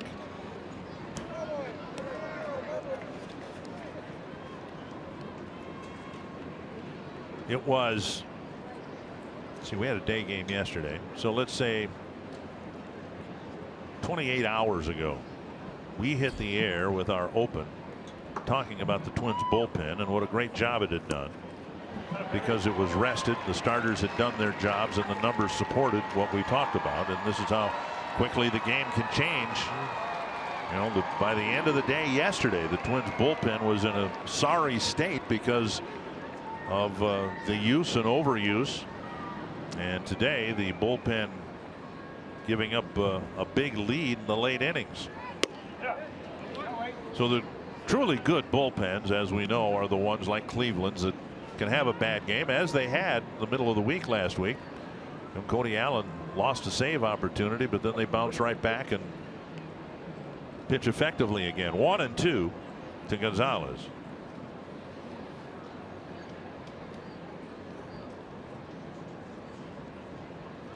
Bregman and Marisnick will follow.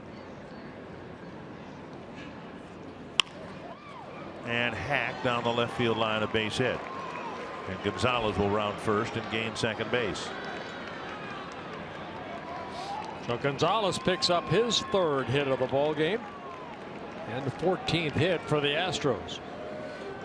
8 of them coming last inning.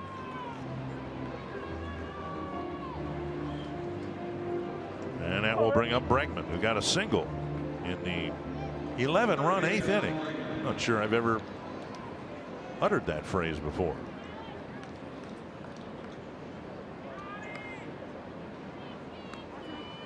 Bregman 1 for 4.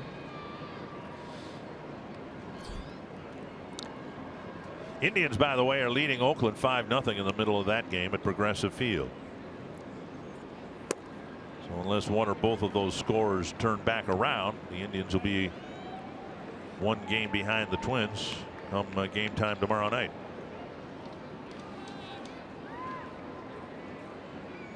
White Sox beat the Red Sox 5-4.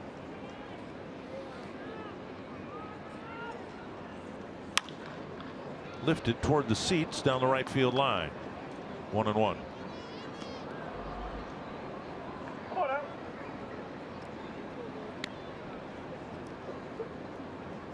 An error on the board for the Twins, but 12 of the 13 runs the Astros have scored, all earned runs.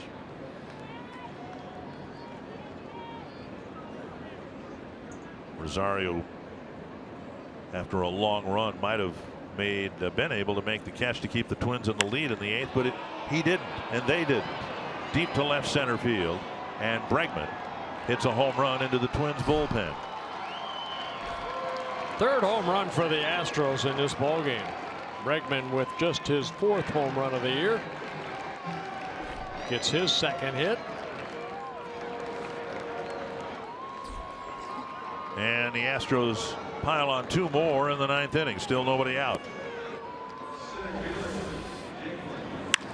right down Broadway.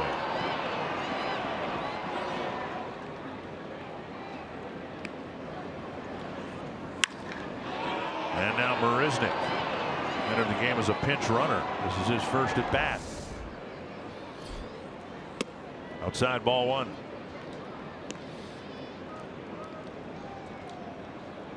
What hurts so much is this is the first game of a 3-game series, and you know, no matter what the Twins do over the next couple ball games, the Astros know, hey, we can come back. And that's what is frustrating about this 11-run 8th inning. Twins had an 8-2 lead, but again, we kind of highlighted at the beginning, 18 times the Astros this year have been able to come back and win a ball game.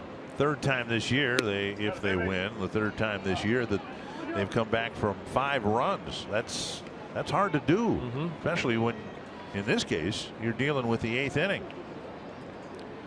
2-1 from Rucinski to Marisnik.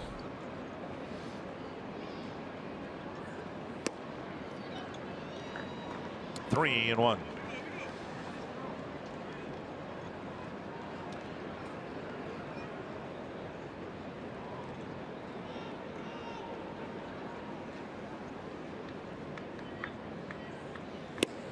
Three and two.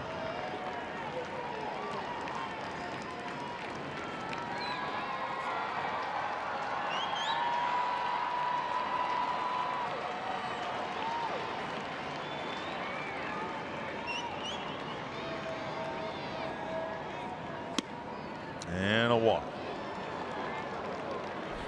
So Rucinski's faced 3 men, hasn't retired a batter. And now Springer.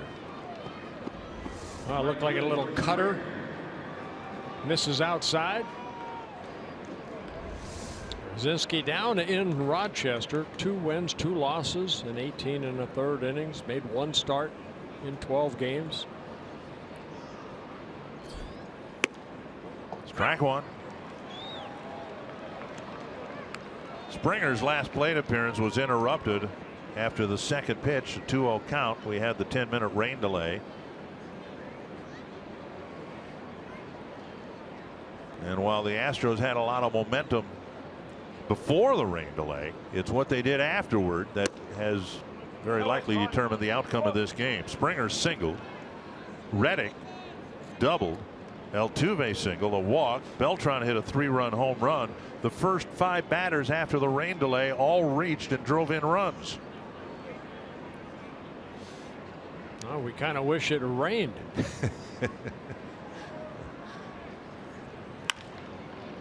And that's over the head of Dozier.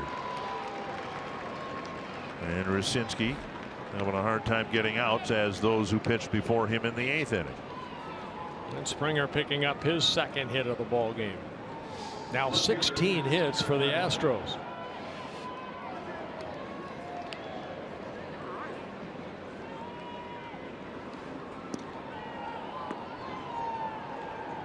Here is Reddick.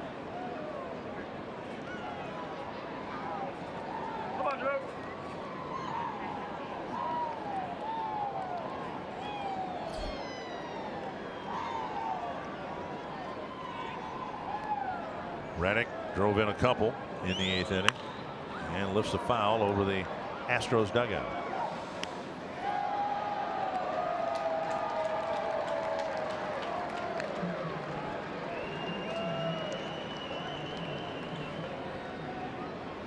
And the rain is starting again. And some of the fans are giving up. Popped up left side, so no should have it. Infield fly rule call. And there's an out. And that'll bring up Altuve.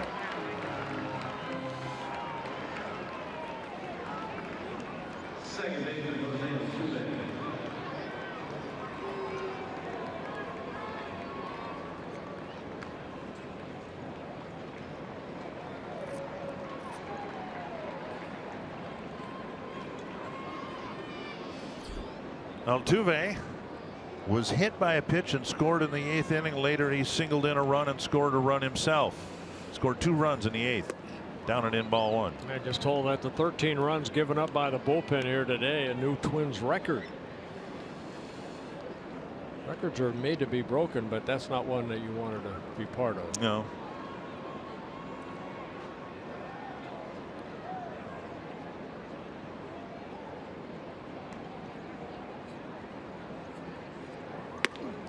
And now 2-0. Come on, Drew. Hey, ground ball.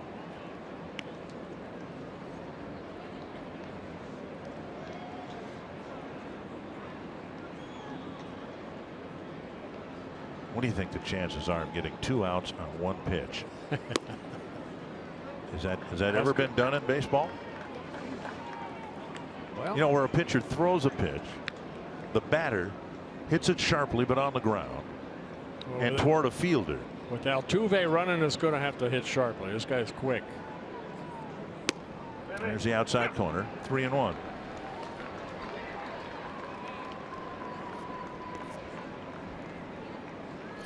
It was 8-2. It's now 15-8. Shoot, that's 13 unanswered runs right there. Altuve thought it was ball 4. Full count.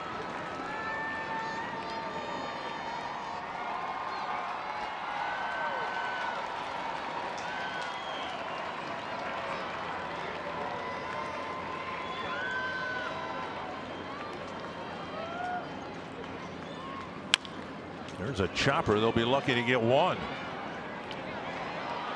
And Altuve has an infield hit. And a little number between the mound and third base is another Houston hit. Well, Sano knew who was running too. Altuve again, very quick of foot. Gets his 3rd hit of the ball game. And loads the bases.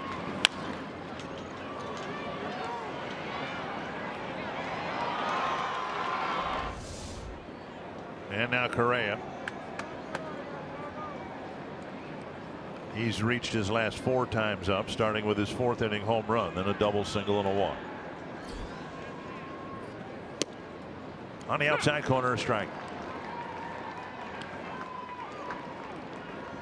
The Astros were held to 2 runs on 5 hits by Irvin Santana through 7 innings. And one of those runs, an unearned run.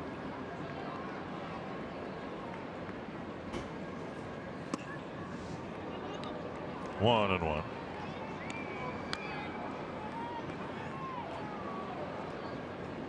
Come on, Drew. Rucinski's allowed a couple of runs already here in the 9th inning.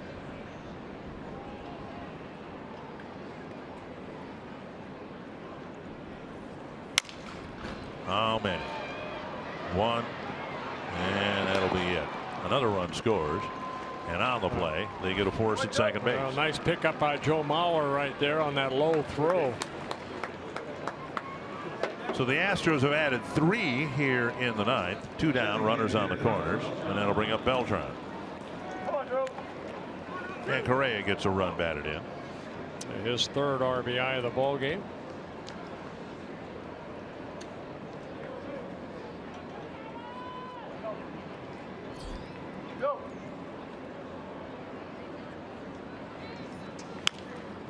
Fouled away, 1 strike.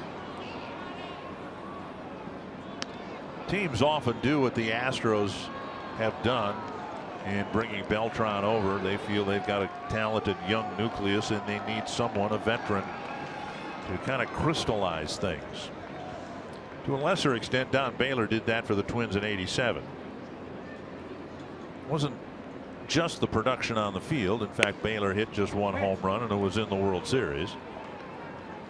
But just as a calming influence and serving as a mentor in the clubhouse. Yeah, that's it. Just his presence in the clubhouse. Guy that had so much postseason experience before he came to the Twins. To the Astros. Or you mean Don Baylor? Don Baylor. Right. The Twins really didn't have to do that in 1991 because by then the Herbecks and Puckett's and Pagliarulos, guys like that, Chili Davis, they were veterans. They had kind of gone through the wars themselves. With this Astro team still built with youth, And now Beltran taps it to Dozier, and it hits the runner. And Beltran will get a hit because of it. That's about the only thing that matters, other than the fact that the 9th inning is over. That's significant.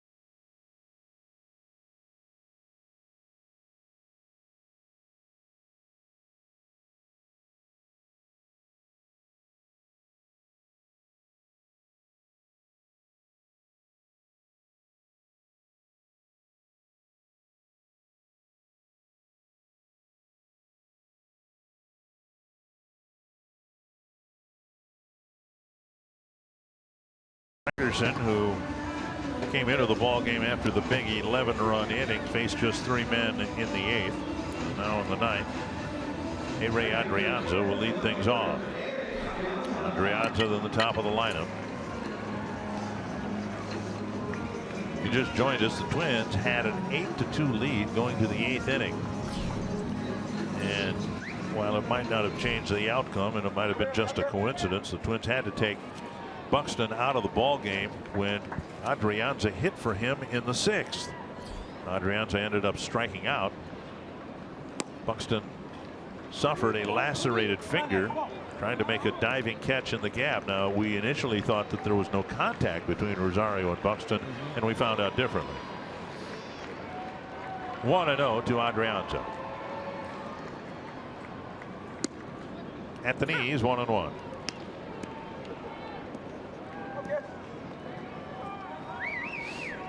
Gregerson out for his 2nd inning award.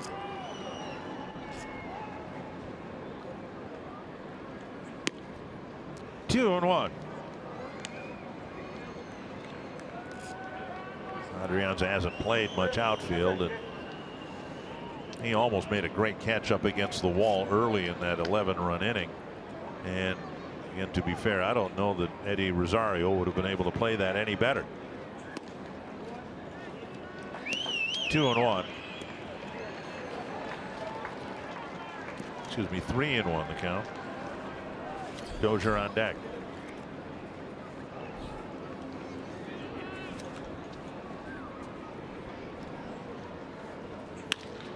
And Adrianza with a base hit to center.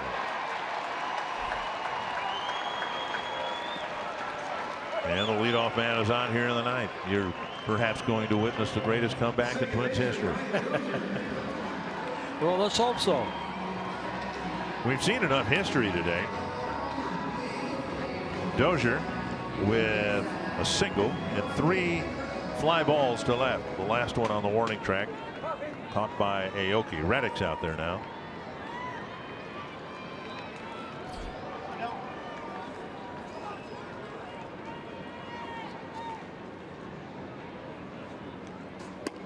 Over for strike 1.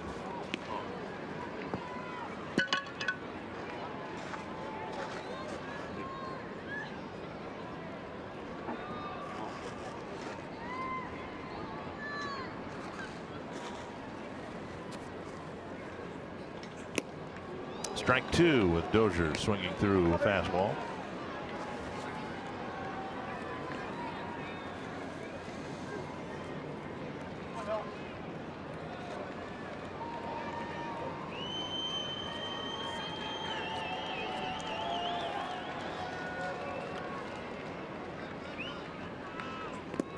dugout by McCann.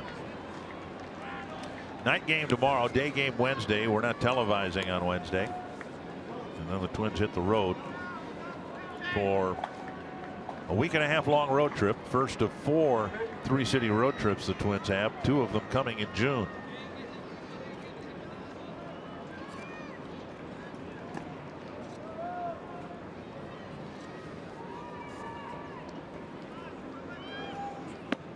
And a half swing he went. 1 down. Yeah, Gregerson going with that slider. He's got a good one. Picks up his first strikeout. That'll bring up Grossman. Grossman with a couple of impressive hits, an RBI double in the 7-run 5th. And he tacked on a solo home run to right. And we thought, well, that's a hopefully unneeded insurance run. And then the Astros have scored 14 unanswered runs.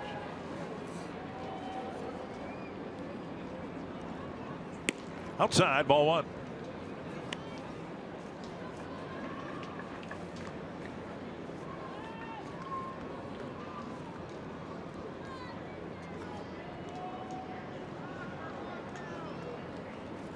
Astros 2 outs away from their 36th win of the season. And I don't know if A.J. Hinch would bother ranking them, but I'm guessing this one might stand out among the other 35. Got a first place team, 6-run lead late in the ball game, and his guys came back. Had the unfortunate 10-minute rain delay in the middle of their rally. Never skipped a beat. Well, you're proud of your players. I think he's going to be extra proud after today's ball game. 1-1 to Grossman. 2-1.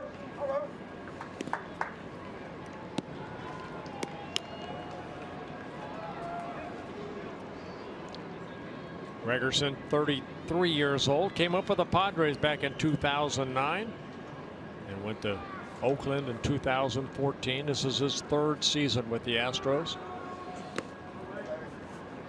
3-1. Mauer on deck. Guy that's been pretty injury free over his career.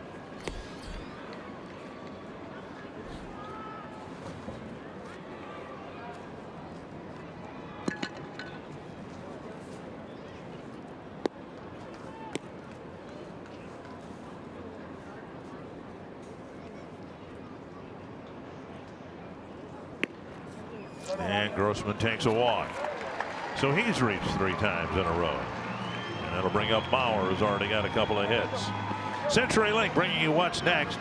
Mike Fiers, who has given up an awful lot of home runs this year, will face Jose Barrios, who's been outstanding for the Twins. Yes, you know, Barrios' job is to do what Santana did today, get deep into the ball game. Mike Fiers has pitched 46 2/3 innings, and he's given up 18 home runs. Your record, should he pitch enough innings, your record is in jeopardy. He will never pitch enough innings. If he pitches 150 innings at this rate, he's got it. Bauer takes outside a ball. I think I pitched about 270 to give up those 50. Given how popular home runs have become, how the focus seems to be offensively on hitting home runs, naturally on the pitching side, it's just a matter of time, I would think, before your record is broken. No way. That'll stand. I hate to break it to you. 50 is going to fall. Now, it might not be Fiers, but there have been a couple of guys that have gotten into the 40 home runs allowed in a season. It's going to fall. No. They'll take the last month off. They don't want that record. I like it. I won 17 balls. What did I win that year? I think I won 15, 17 games. Yeah. 2-0 to Mauer. It's just been another good day at the plate for Mauer with a couple of hits, and now he takes a strike 2-1. Well, there are other records that you own. I mean, for heaven's sakes, you've got a Hall of Fame credential. So if somebody else took that record away from you, you'd be all right with that, wouldn't you? I'd be okay, yeah. Would they travel you? Would they travel you around? I might follow them around, yeah. Like Lou Brock did when Ricky Henderson stole the record-setting base. Yeah. Foul back. And it's 2-2.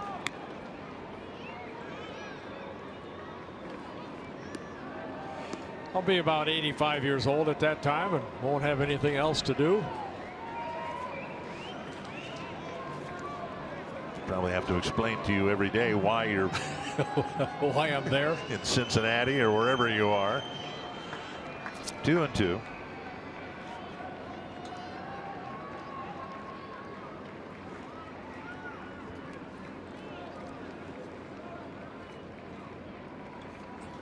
And now 3-2. Hey, what do we keep saying? A couple of walks, couple of hits, somebody jacks one. Couple of walks, couple of hits, somebody jacks one. We're right back in this thing. Believe me, you know, even though the Twins are down by, 8 runs, you still want quality at bats, and that's what Joe's trying to do right here. They're making somebody get up in the bullpen. Hopefully he's warming up. 3-2 to Mauer.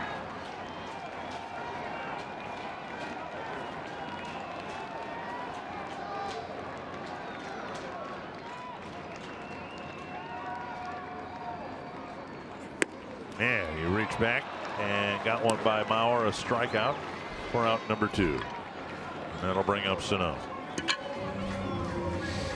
Gregerson just rearing back over the top, sinking fastball. How do you make the ball do that? That ball dropped 1.5 feet. Yes, it did. And now Sano, 2-run home run to center in the 5th, and he drew a walk in the 7th.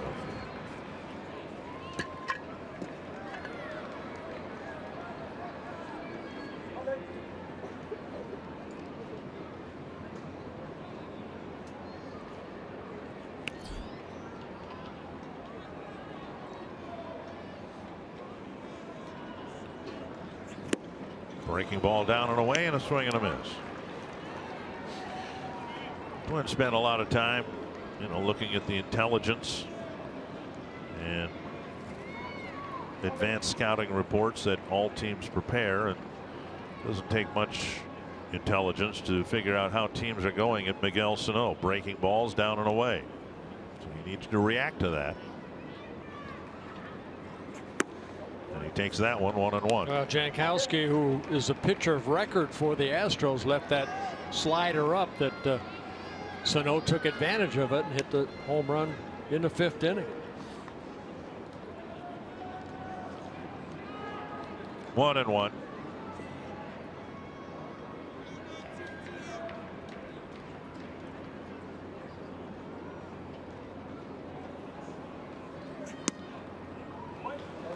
Two and 1.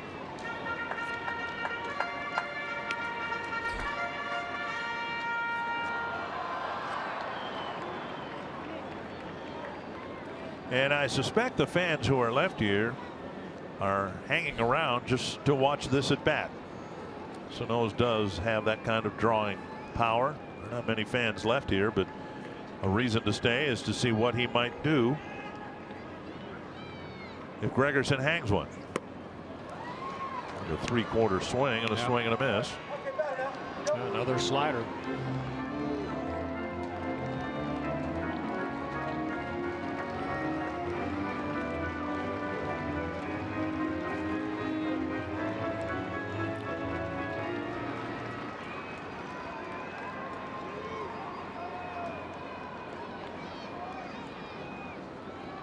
Two and 2. Twins down to their last strike.